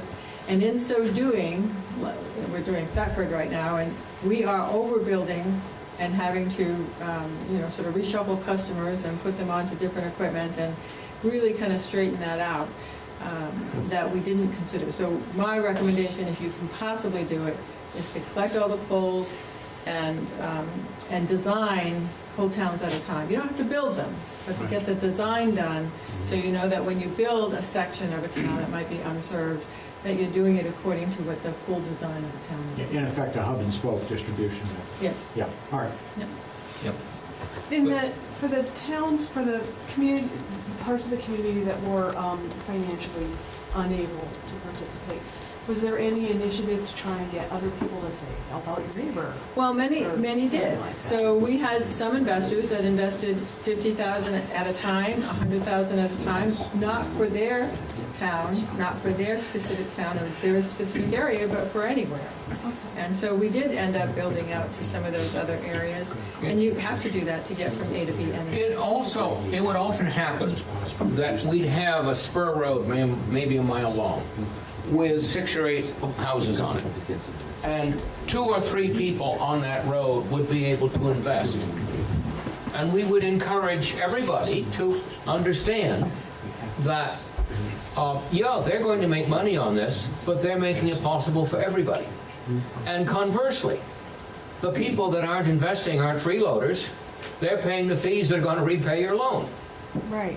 So it is a win-win situation, and if you set out from the beginning to teach people that that's what you're doing, here in Vermont, that basic common sense goes down pretty well. Maybe not in some other parts of the country, but here it does. Lest I broadly slam other parts of the country, we had a few investors from way off, Florida, Utah, farther west than that maybe, who'd heard about this and said, this sounds like a great socially responsible investment. I want to help. Here's $100,000. And that money was not restricted to any particular neighborhood, for sure. If you read the detail of the promissory note, you will notice in there it says specifically that there's no guarantee that you invest and we'll build your neighborhood. I mean, it doesn't say that we have to spend your money on your neighborhood. That is pretty much what we did, but it's not specific in the promissory notes. I think the farthest we went was to tell people we would make a good faith effort. So there are still some people who invested who are not yet connected. Yeah. So we're getting there. Yeah. Okay. Had you fully covered this slide, or have we just brought the slide up? I just brought it up, but will you get to the state's participation? Oh, yes. Because I think that covers some of the unserved areas. Yeah. I don't know if we have a specific, yeah, I think we have a slide that talks about the state. I like the last bullet on this one. What does that mean? Well, the fact is that downtown Woodstock, 90% of the town of Hartford, and as far as we can tell, 99% or more of the city of Montpelier are fully served by big cable. And as you've already heard, our take rate where cable is already present is rather puny so far. That's despite the fact that if you take a close look at cost to the customer, a customer could often save a lot of money by switching to fiber. Our rates are not cheap. I mean, you know, in the metropolitan area, you might expect to pay half of our rates. But being able to get 17 megabits per second in both directions for less than $100, including phone, is a pretty good deal when you compare it to big cable. However, there's an inertia factor. You know, it's hard to get around to switching from what you know. And if a customer is really into watching live sports broadcasts in real time as they happen, although it is sometimes possible to get those broadcasts by streaming through the internet, it is nowhere near as easy as it is to get drama and video, other kinds of video and content by streaming. So I can't fault people who have that preference in their watching for being slow to switch. But what this means is we have to think through, and we have not yet, we have so much unserved territory or underserved territory to finish covering that we have not yet fully focused on the challenge of what to do about the downtown areas, especially that are saturated with cable service. We know we need a different business model. We don't know yet what it is, frankly. It might emphasize business services to businesses. That's a possibility. Your construction costs in that environment are also higher, and your make-ready costs for pole access are also very much higher.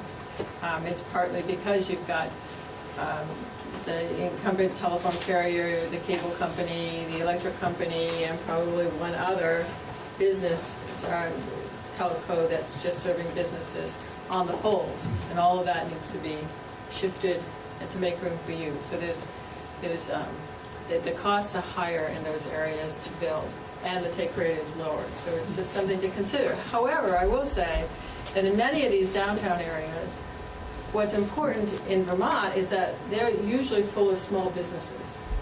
And what they have being offered to them today is more expensive because they're a business than what our rates are for business service. And usually for less, and they don't need a television product. And so, you know, those are the customers in Norwich where we are. We're picking up those customers left and right. Attorneys, accounting firms, banks, you know, those types of customers that don't really need anything but high bandwidth. It's locally produced artisanal internet. That's a good term. Artisanal internet. Artisanal internet. Yeah. So we do need to get there, and we're trying to figure out what that business plan looks like. These maps, this is a map that hasn't been updated for a few months, so it may not show all the routes, but I'm going to point out a couple of state-involved routes. That's right. This blue line is called the Orange County Fiber Connector, and it started in Chelsea and ran east through Vershire and across a corner of West Fairleigh into Thetford, and then here it's following Route 113. It gets into Thetford Center, and then it drops down to Route 132 and follows 132 through Stratford and terminates on the White River at Sharon. And that was built by the Vermont Telecom Authority and it was a radical breakthrough. I say a radical breakthrough, let me explain.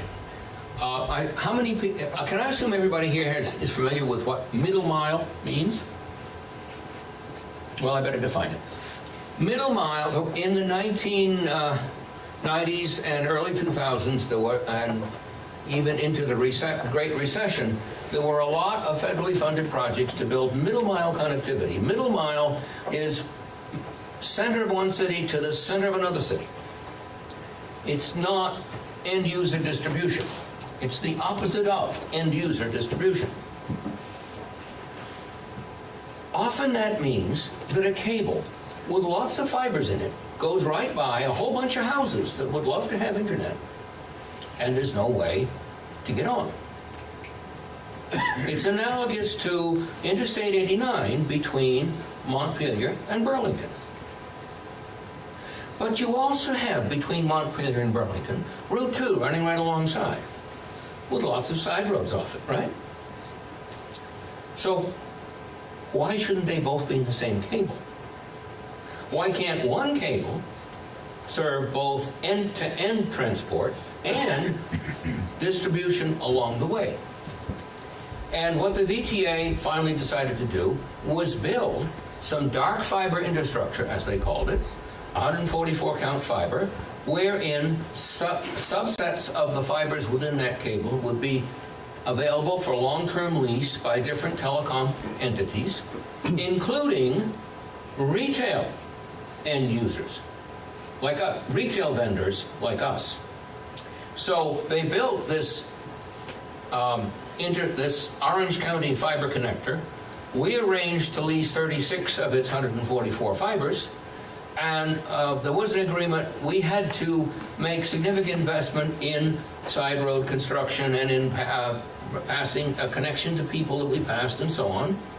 But we met all those conditions, and therefore we got that 36 miles built at a cost to us which was at most half of what we would have had to spend to build all of it ourselves. The excess capacity is leased by other entities. I suspect, I don't think I actually know this, but I'm quite certain that one of the other tenants of a portion of this cable is probably the phone company, using it for middle mile from the center of one community to the center of another. And it is. Yeah. So you do know that. CCI is on that, as well as VTEL is on that, because it feeds some of its towers for that wireless overlay. So, so it is being used by multiple carriers. It is unique to Vermont to have both middle mile or highway fibers and distribution fibers available for distributing to the houses along the path in the same structure. When they built 750 miles in New Hampshire, they did not do that. And so everybody all that bleats. is a highway system. Everybody bleats. All these politicians bleat about the terrible waste involved in overbuilding. But they don't go with this multi-use solution, which is so blazingly obvious common sense. Or so it seems to us.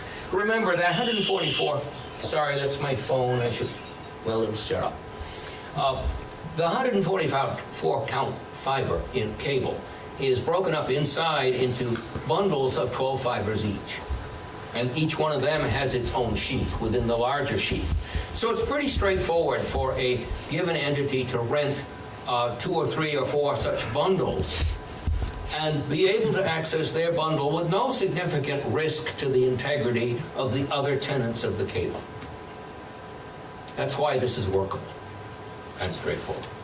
Anyway, the Orange County Fiber Connected was a big success for us and I think for the state.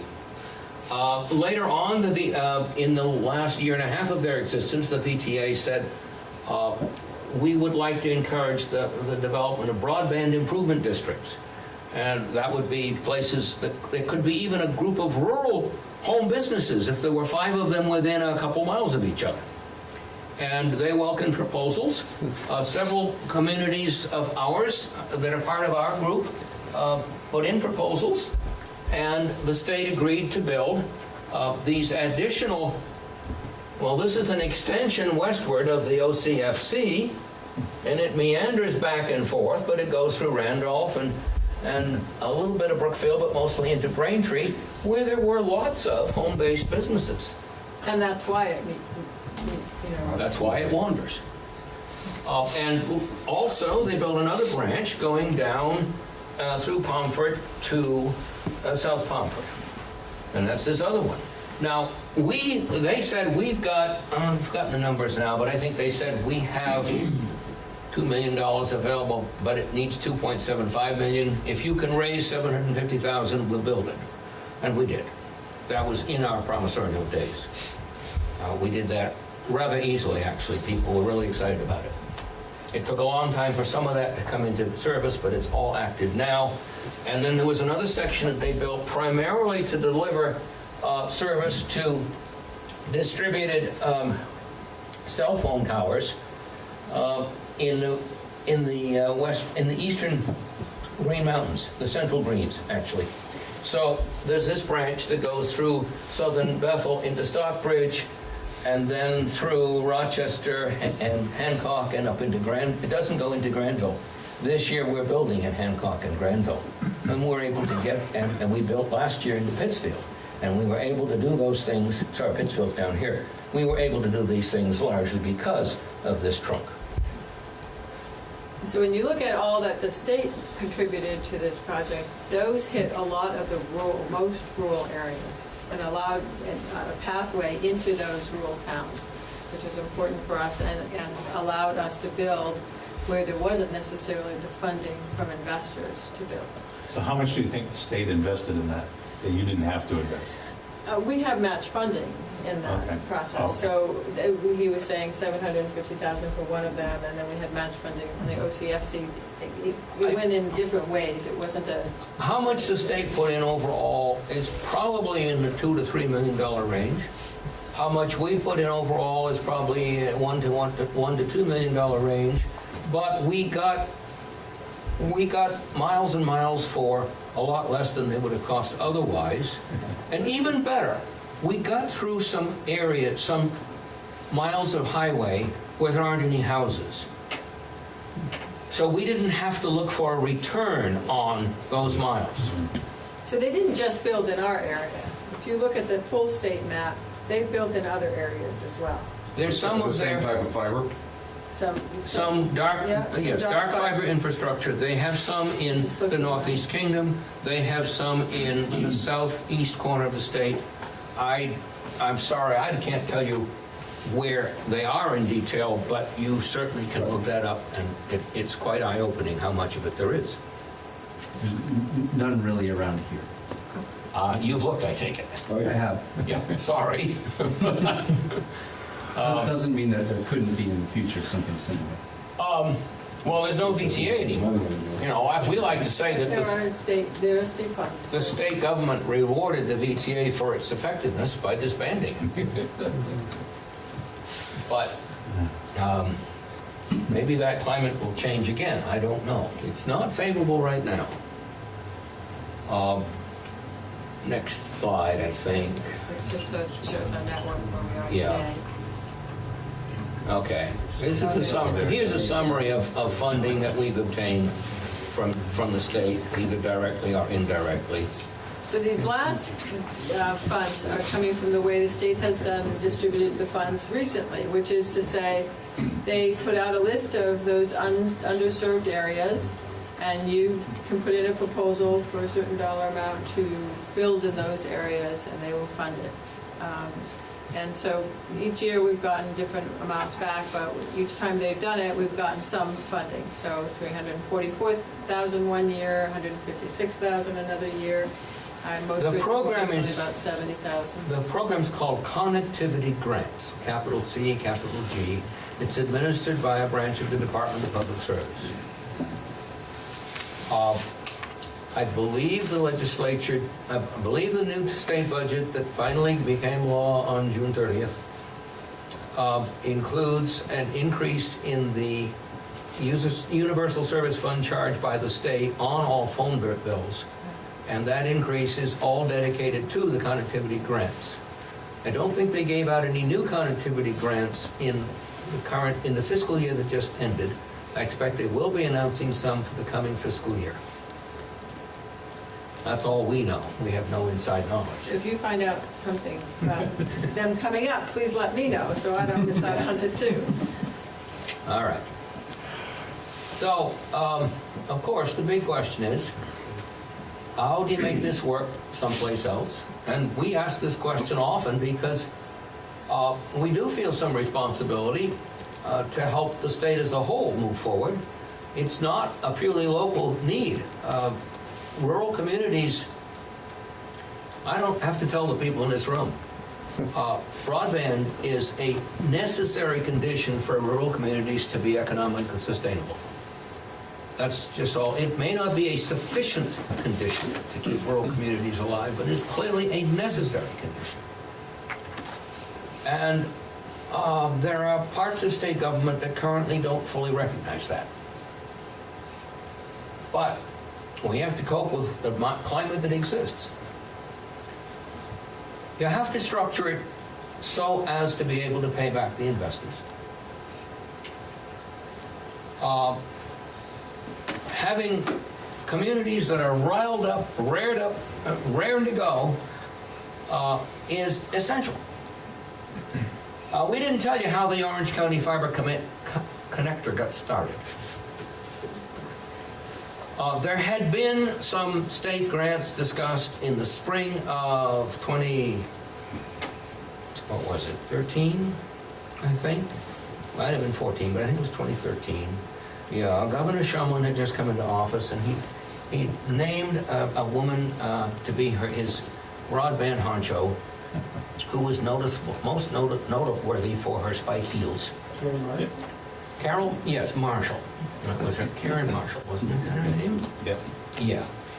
And she made a big splash about all these grants they're going to award, and then they decided to award all this money to Fairpoint to run DSL. And the citizens of Vershire got really upset, and they staged a big parade, and they invited lots of state officials to come. And some state officials were naive enough to come and be publicly embarrassed. And pretty soon, within a month or two, the Orange County Fiber Connector concept was announced. And cause and effect? Who knows? But an angry, stirred-up community is an asset. Don't forget it. I hope I don't sound cynical. You want to go where the unmet need is the greatest. There are going to be some people who are gung-ho to play video games or to get the very latest Netflix and the very latest HBO specials and so on and so forth. They're not your large market. I think your big market are people who have serious work to do, especially home-based businesses. Vermont has an extremely high percentage of self-employed people, and most Vermonters, I like to say, don't start businesses in office parks. You start the business at home where the overhead is low. In your kitchen, or your basement, or your garage, whatever appropriate for the kind of work that you're doing, and you want to stay there as long as you can, where the overhead's low. But of course, you've got to have high-speed connectivity to do whatever it is you do, whether you're making software or cheese. But you can also talk to major employers who are finding the lack of rural broadband a real impediment to attracting new employees or retaining the employees they've got. And here's where the state seems to be falling short. Some state officials in charge of economic development and so on don't seem to realize that there's more to the state than Chittenden County. And there's a huge need outside of Chittenden County where, obviously, other than broadband, the cost of living is less. So that's the kind of opportunity that we've exploited and would urge you to exploit.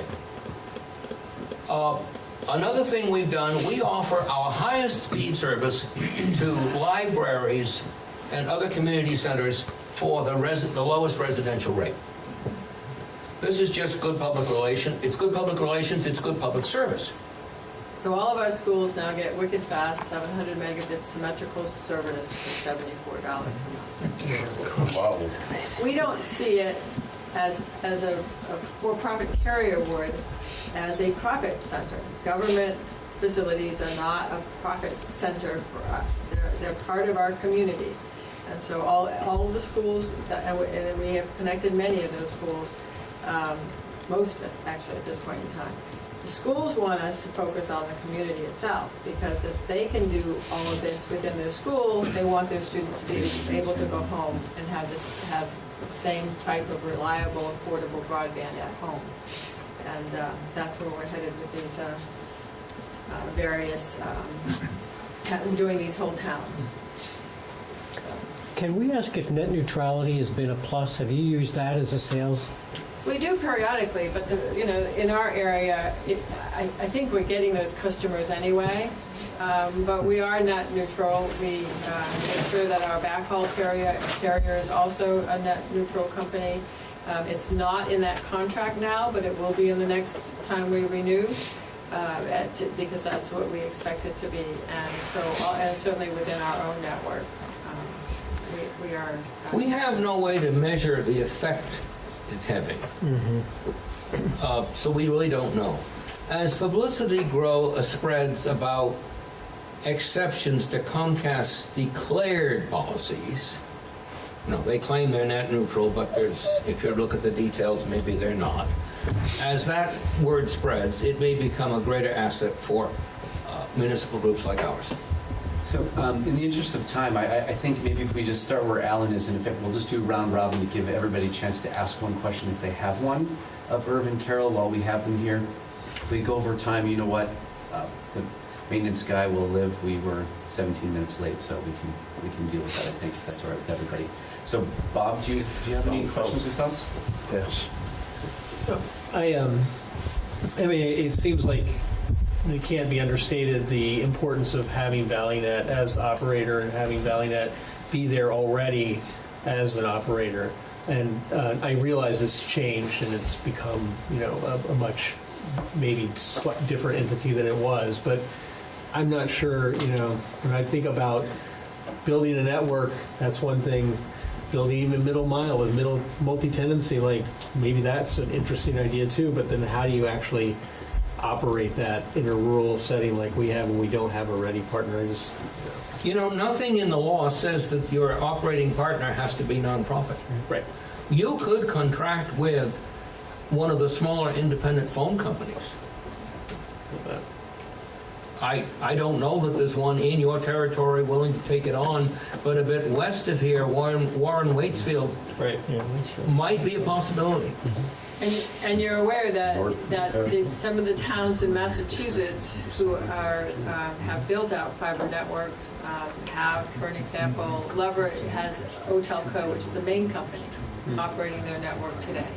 So there are companies like Crawford Communications and Otelco as well that have responded to RFPs from all over New England to operate networks. But it's best if you look in your own footprint for an ISP or a small telephone company or something along those lines. Well, that leads into sort of my follow-up question was so ValleyNet was pre-existent to your existence? Or? ValleyNet had been founded back in the early 1980s to provide dial-up access to people near Dartmouth College, and it was initially sponsored somewhat by Dartmouth College. Then it became an independent nonprofit organization, and eventually, as dial-up use faded, the ValleyNet Board of Directors decided that broadband was a greater need, and they decided to sell off their retail ISP service and use the proceeds to help fund the beginnings of what became EC Fiber. But they were a nonprofit from the beginning, and they did have substantial ISP experience. So they provided a lot of technical background. They provided technical background, and they hired as a consultant and, in effect, CEO under contract. They hired somebody who had been a major planner of Burlington Telecom. Now, he's a rather controversial figure, but we wouldn't be where we are without him, without Tim Nolte. And Tim Nolte was a two-edged sword. That's all I want to say. So, one of the questions we had before you arrived was around some data privacy and being a government entity and public meeting laws. And I don't know that I want to go into the depths of that confusion, but I guess just a little bit of insight into, and it's kind of related to that, this operating idea versus we're just a governing board. What is the governing board? What would our focus be to get off the ground? Like, what are the 1, 2, 3s? Because we can't, we're not operational. No. So the governing board sets policy. You decide your overall policy goals and directions. You've got to choose some people to implement it. You've got a tremendous field of possibilities as to who and what kind of a structure or entity you choose to do that.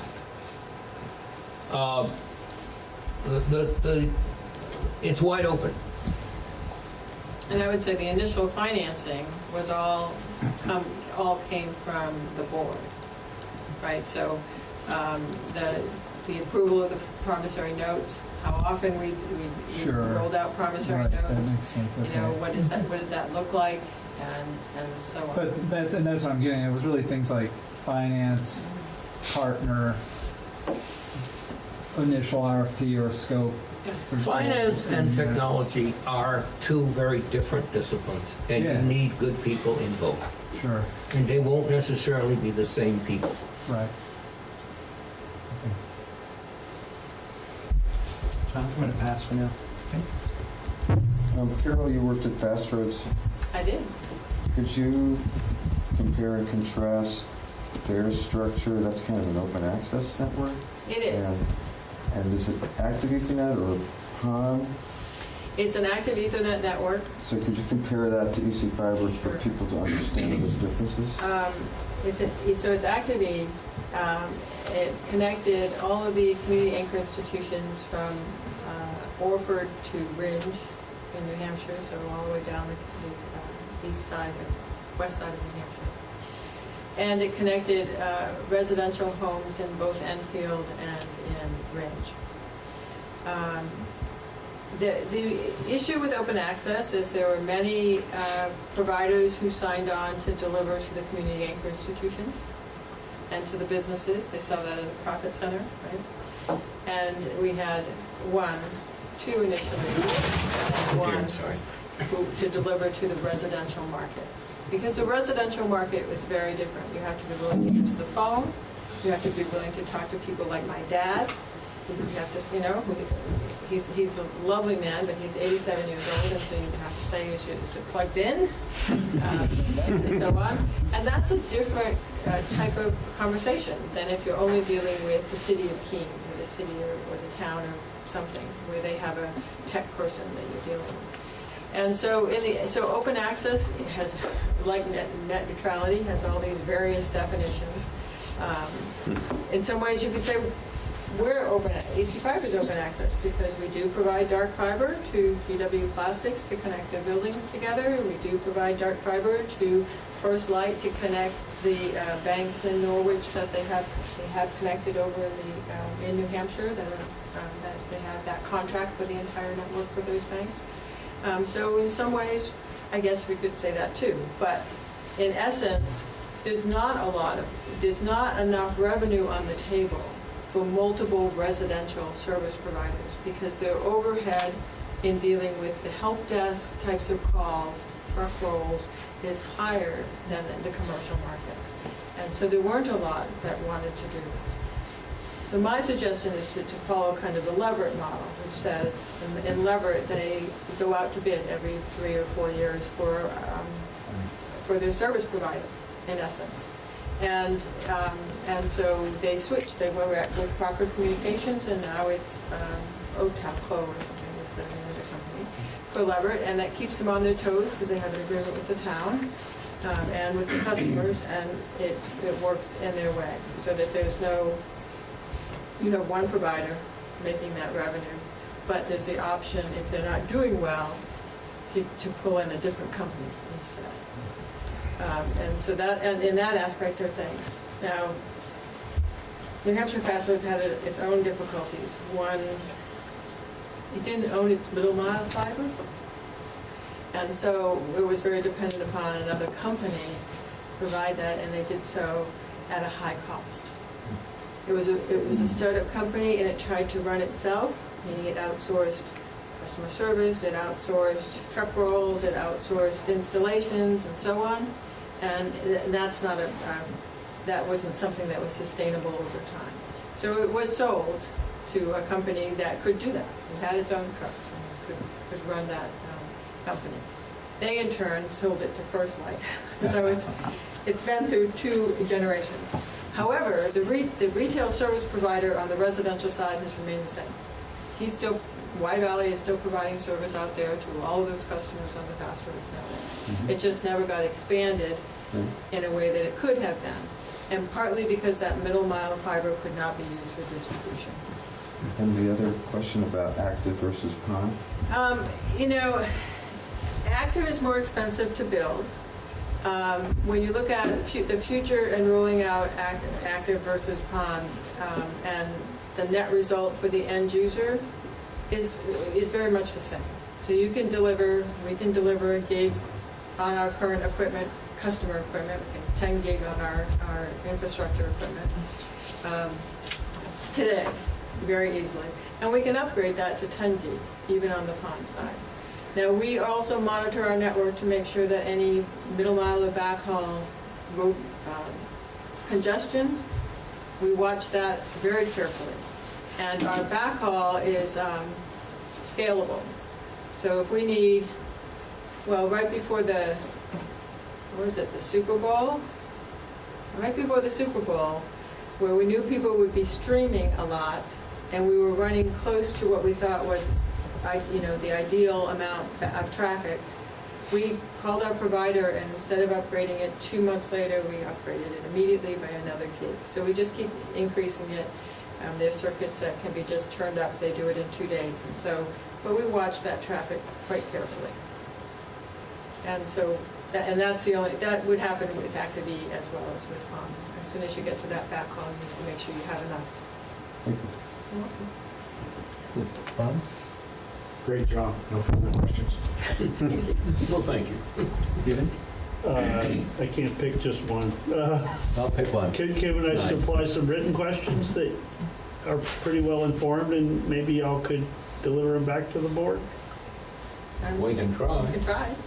Sure, well, I'm willing to. Let me ask one that came up before y'all got here tonight, and that's about, we're asking utilities, Belco, Washington Electric, et cetera, for the pole and line data. And this issue of what becomes a public record and what doesn't. And I understand that y'all have taken a position that our maps and our data is public, but yet the digital data file is a trade secret. And I can't make sense of that, but... But remember, there's sort of a separation here between EC Fiber and what they've contracted ValleyNet to do. So the results of what they contract ValleyNet to do, very public information. You see it every day. The policies they set and so on. The day-to-day operations within ValleyNet, which don't just serve necessarily EC Fiber, are not public. Furthermore. So that's one thing. Yeah, I'm sorry. One other thing is that you really want to be careful about, we are competitors to the existing carriers out there. And so we also don't want that information distributed widely. The third is from a security perspective, you certainly don't want things like where are your hub locations, what kind of fibers feed your hub, where do they come from. You don't want that publicly distributed either for security reasons. And so there is some separation. Okay, that's a good explanation. Thank you. But let me ask one more. How much runtime are all your dependent electronics have in the way of backup power? Or is that too sensitive a question? It varies from place to place. I mean, all of our hub locations have at least 12 hours of battery backup power at the hub location. They all are generator ready. About half of them are on generators today because they're in a location that shares a generator with a school or a town office building or something along those lines. Each home has particularly for phone access, has a backup battery there, and that will last, depends on how many calls you get, will last at least 8 hours, and we've seen it go 12 to 24, so it really depends on, your traffic on that. And certainly if you use that battery backup for internet access, it will start to decrease that. So we encourage people only to use it for phone access during that time. So those things exist, and Customers can still choose to pay for a bigger battery if they want to. they also, can, can't they? and they also, many customers, of course, have a generator as well.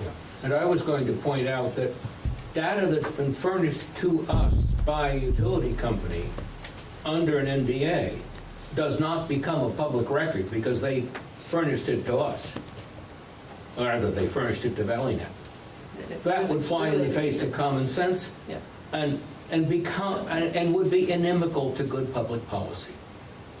If you want to build a public service on and lease space on privately owned poles, you could cut off your nose to spite your face and say, no, we're going to make all this information public whether you like it or not, and you wouldn't get the right to put your cables on those poles. Does that make any sense?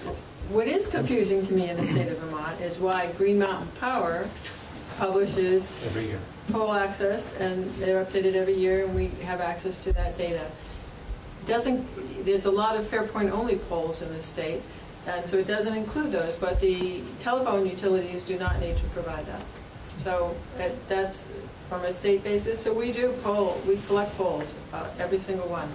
And WEC territory isn't required to do that either. So I'm not sure what the difference is at the state level, but that's... How about when we're design costs per town? Hold on. Okay.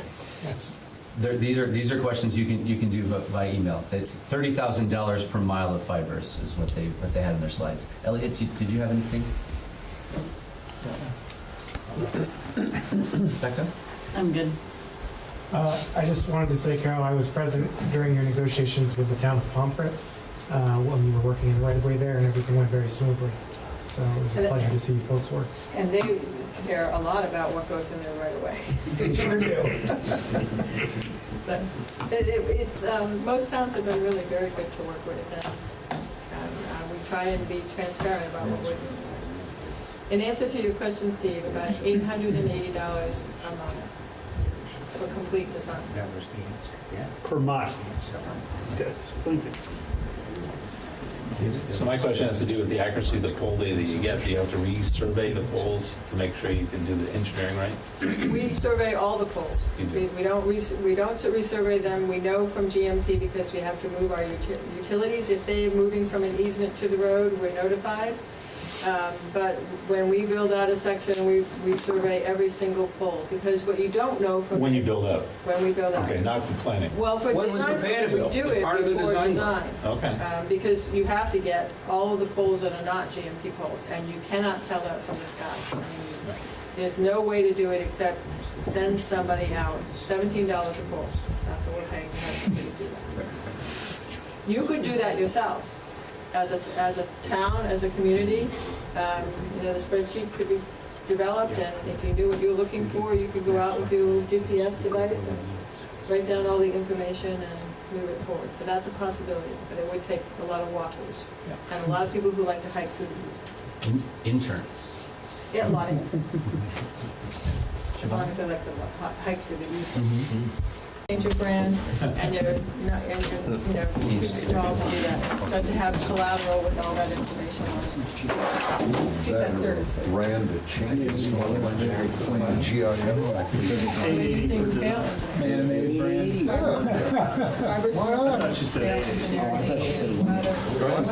Watch the start of a movie and see what they do now for the credits. Joseph's failed engineering. Well-established business. And if It takes courage to build a business. Have you ever had anything to do with Whitefield Telecom? Okay, hold on, guys. Hello, we have a board meeting continuing here. Please Served by them.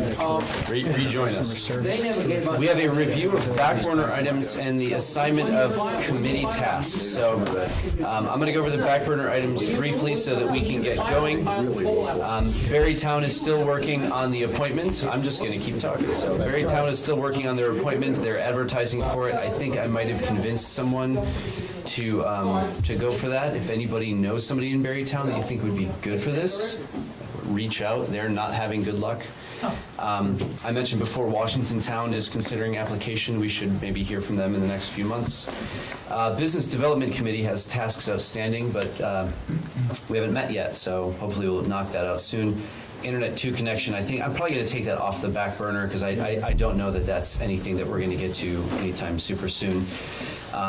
Rural broadband access loan guarantee. I don't. That wasn't the thing that you sent out today, Andy. That was a different. It's just an FYI, and the CAF funding, general interest award it's probably not. I mean, A, we're not ready, and B, most of those areas are areas that don't help us, but it's just interesting to see what's going on. And I can give you editor rights on the Facebook page if you want to put that on there in terms of just like. Well, that's part of what my thinking was, is like, how do we kind of just start, a little bit of a. Yeah, sure. I mean, I think sharing news stories, as long as we're not engaging in discussion on them, I think that makes sense. And I've done that a couple of times.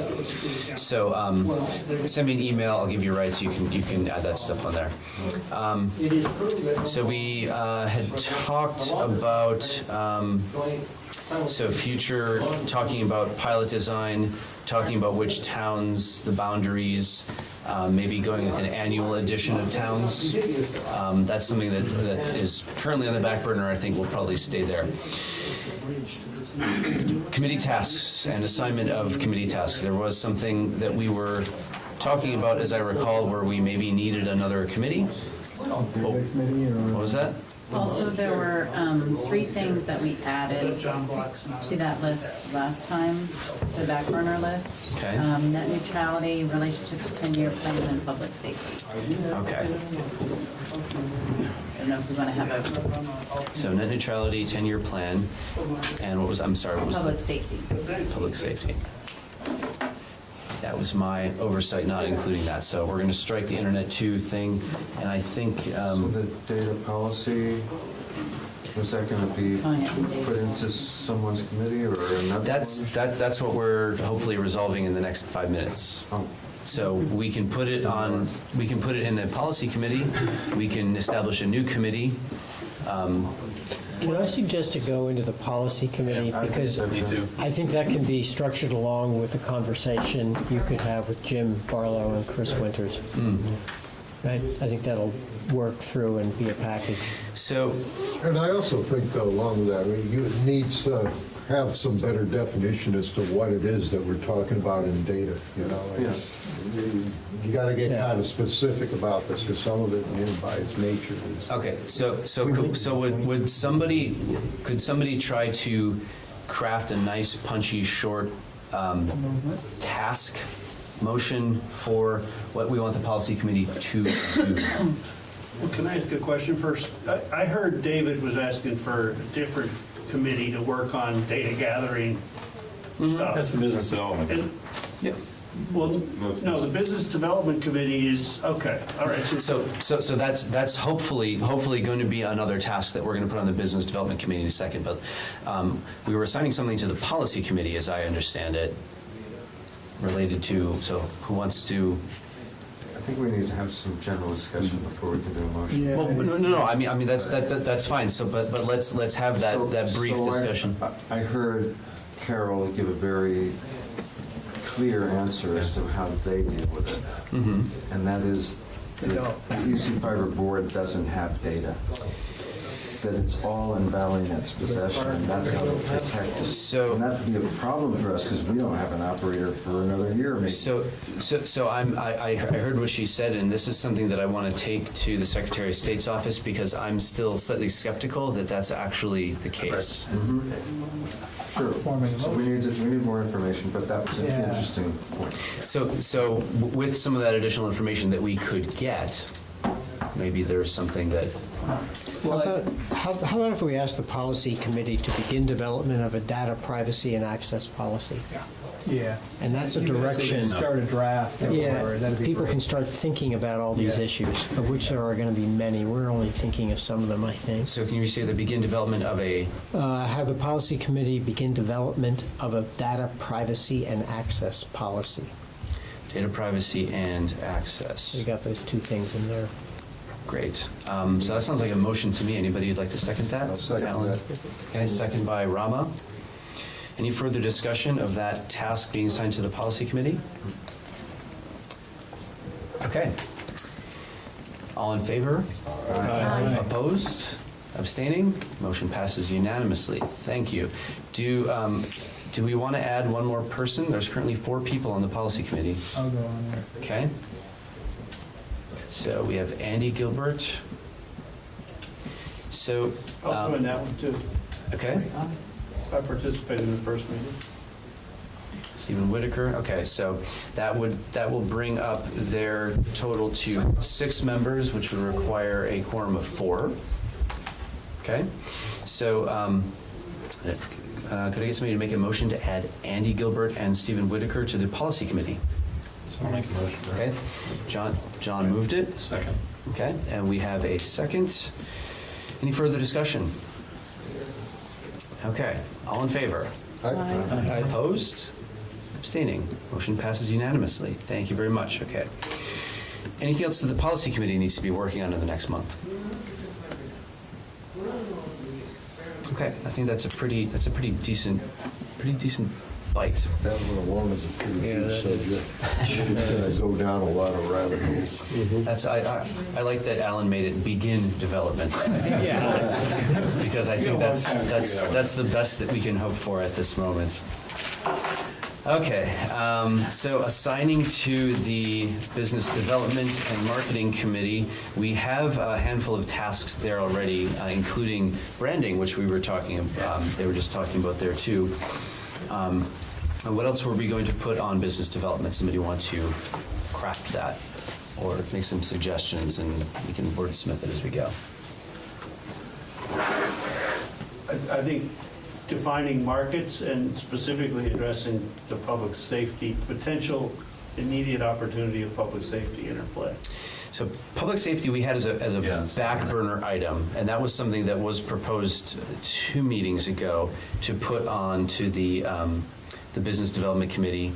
And we could do that if it's anybody's... Well, can I just give you the context that next week or something, a 31-town district of Capital Fire Mutual Aid is being asked to join a 2-town district of Central Vermont Public Safety for the purpose of helping them build a $1.5 million communications network.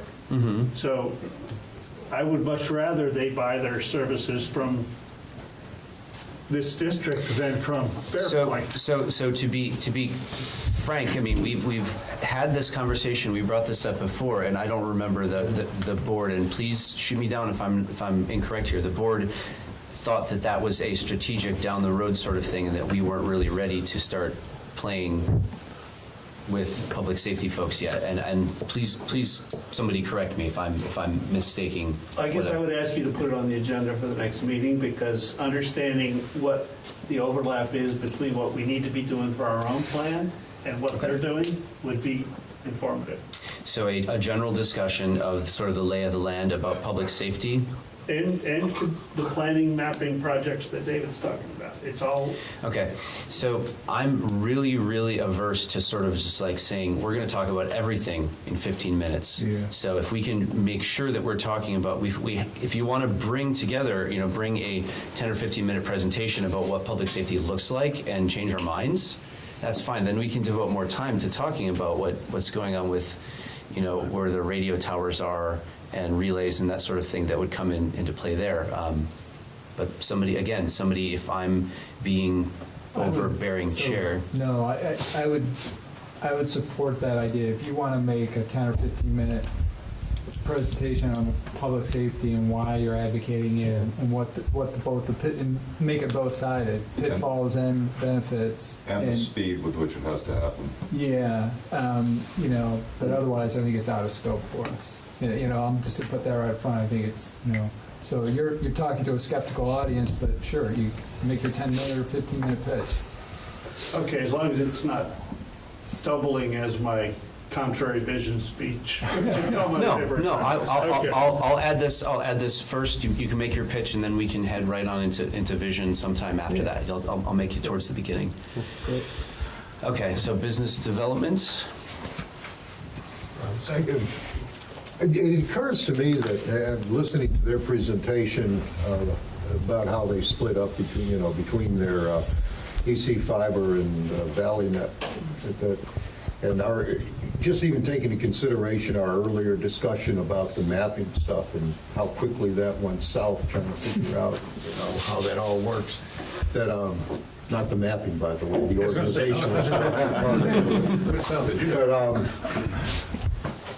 That it might behoove us to start thinking about what type of business partner and what business partners are available out there for us, because in a way I'm beginning to get the feeling that the sooner we can pick somebody up, even if we don't have anything to offer you, the better off that we are, because I think we do start to answer a lot of questions with that.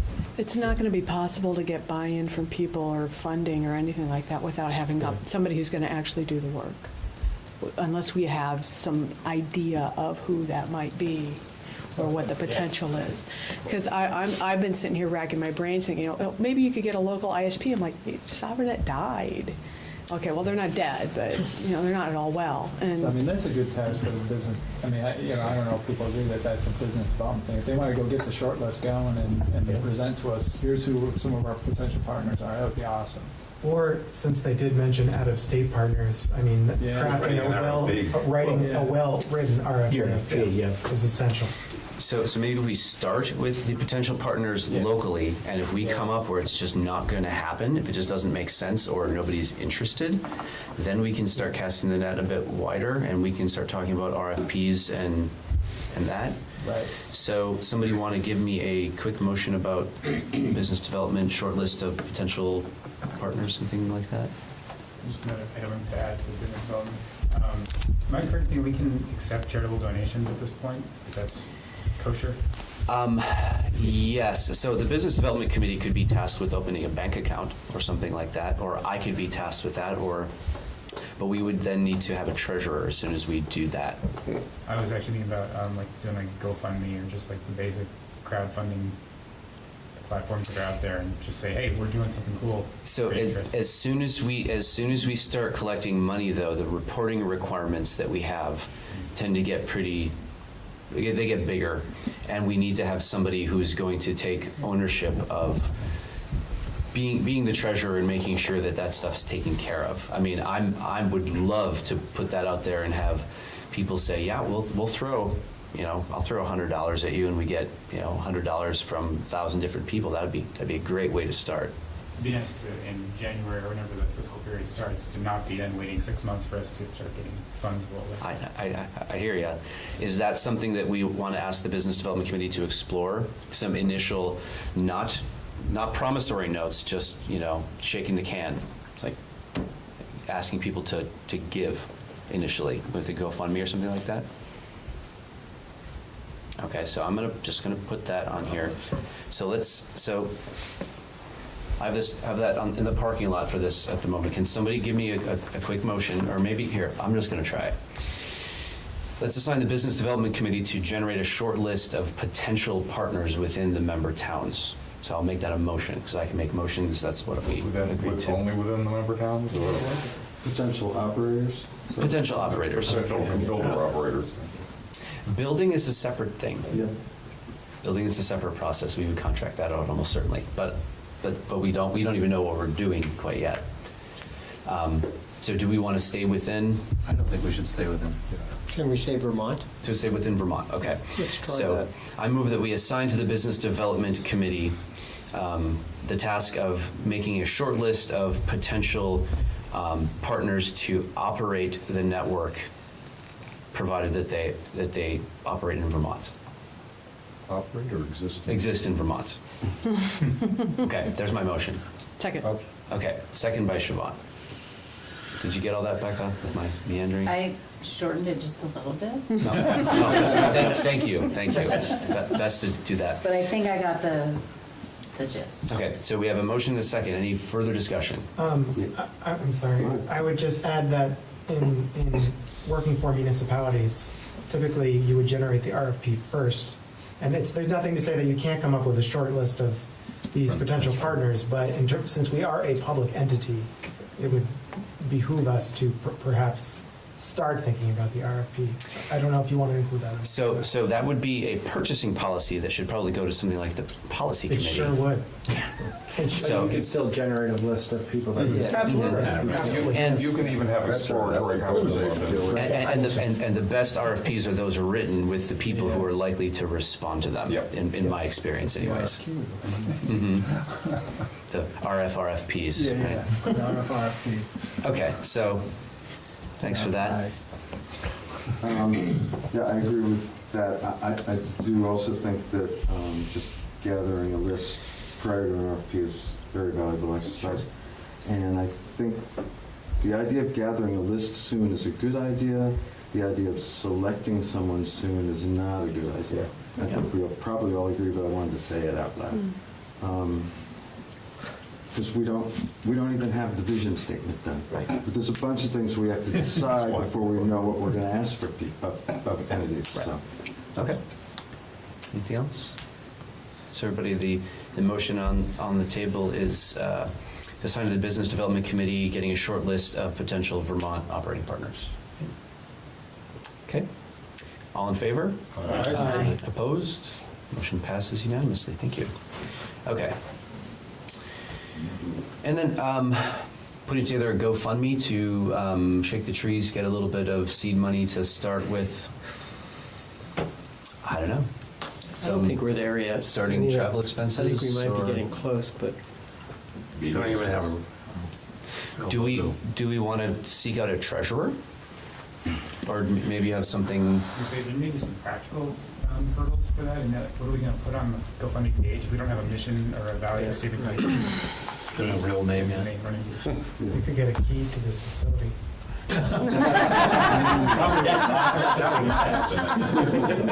My guess, that will not happen. that's on me, and we will be having a conversation later this I week. didn't mean to call you out. No, it was, you saw the sign in the door, it was open. I know you want us to Kind of come. the Jake with library, right? Yeah, absolutely. Sure. If you can seat 20 people in there, I think that can manage that. So, I mean, while we're sort of meandering around here, is this still an okay location for everybody? They're willing to waive the fee and continue doing it? It's just, I like it. the access is a little bit dicey today. I mean, if you'd like, I can also ask the Montpelier Library that has a good meeting room. It doesn't charge if you have no budget. They do indeed. They do. That would be too. I would like to move that the business committee be tasked with investigating account solutions for money repositories. Account solutions.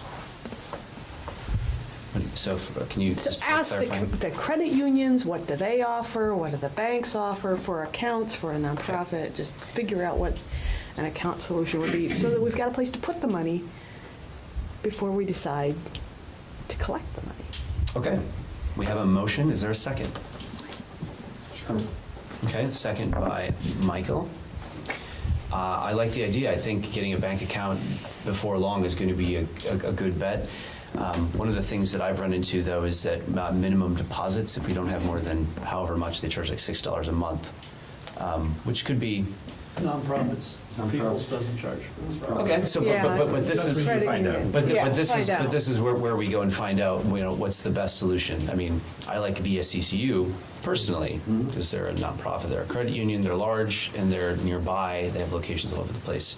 But, I think this is a good idea. You'll need a tax ID number, which I guess they should apply for too. Yeah, so I think once the certificate of organization happens, applying for the EIN is no big deal. And maybe, do we want to task the Business Development Committee with applying for an EIN, or somebody applying for an EIN? Do we need to have a treasurer for that? It sounds to me like there's an awful lot of decisions that come under the term of finance now rather than business development, and wondering whether that should be a committee in and of itself with a treasurer. Okay, so I'm going to give you the 1 minute warning. So let's put this on the Business Development Committee now, or let's kill it and come back to it later when we have more time to talk about it in more detail. So I'm going to sort of use chair. It is just an information gathering. It's not a commitment to anything. Okay. So any other? I will be voting for this personally, but anybody else? All in favor? Aye. Aye. And opposed? No. Okay. So I'm going to say that the ayes have it, unless anybody wants me to do a roll call. I heard 3 no's. Okay. Any abstaining? Okay, the ayes have it. Motion passes. Investigating bank account solutions for Business Development Committee. Okay.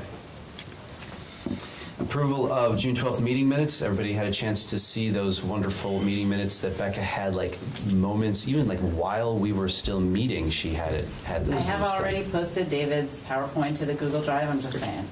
That's what I'm talking about. I already had your model to live with, so I'm going to get this to you first. Personal request in the Google Drive, can we start making folders? Yeah, folders would be good. Organizing. Would you do that? Yes. I don't know. There was a suggestion that I run that form, the plan by all of you before I organize them into folders. Could you give me a link to that? Just do it. Just do it. Just do it? Okay. I'm hearing consensus for you just to do what you think is I'm open to changes best. then if people have difficulty with it. Oh, move this to another folder, would you? Yeah, let's, could we send out an updated list of the board members now that we have more? Or post it to the drive. Yep. That would be even better. For context, I went to make folders, and I didn't have permission. Yeah, I think only I and Becca have the ability to put things in there. And one of the reasons we did that is putting files in there, depending on the context, could constitute a discussion. So if you wanted to forward your materials to one of us and we can put it in there, and then we'll hope that Becca does really great with making folders. June 12th meeting minutes. Do I I have used to a, work for the federal government, so. okay, so you're gonna make it really complicated. So, He used to be an ugly, so. okay, so we have a motion to accept the June 12th meeting minutes from Mr. Jones, second, Mr. Hayek. Any more discussion?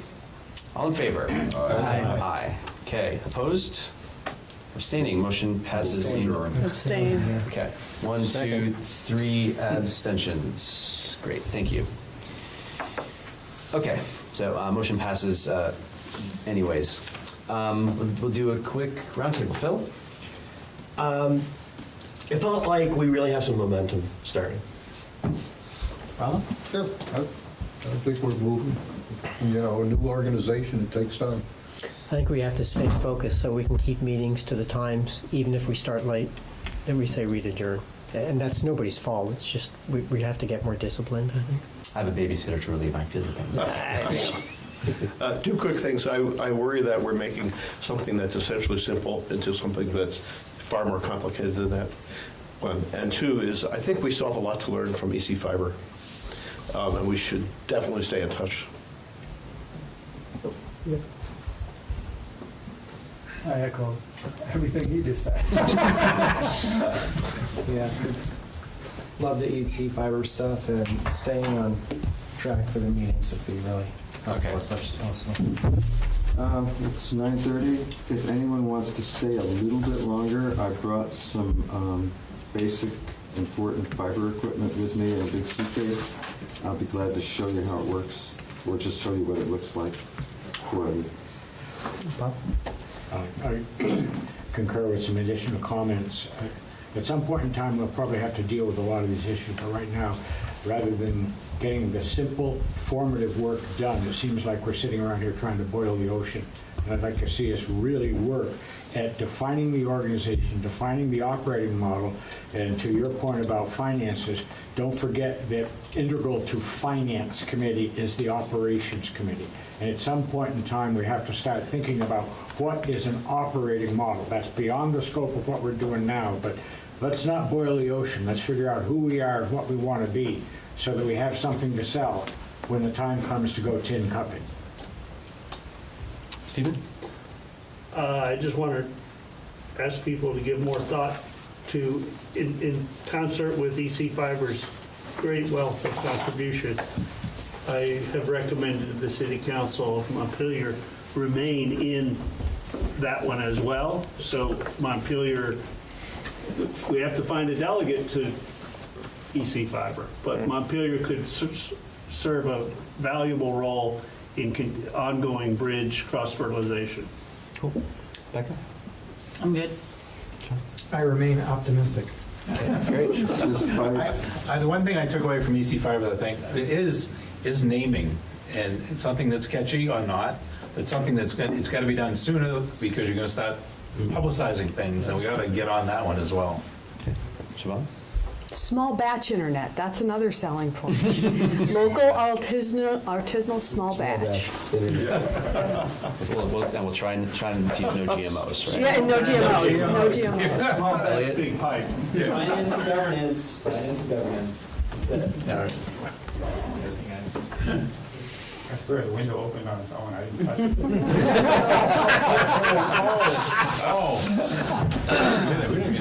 You didn't see the camera, huh? Would anybody like to make a motion to adjourn? Okay. Dan Jones, motion to adjourn? Second. Seconded, all right. All in favor? Aye. Thanks, everybody.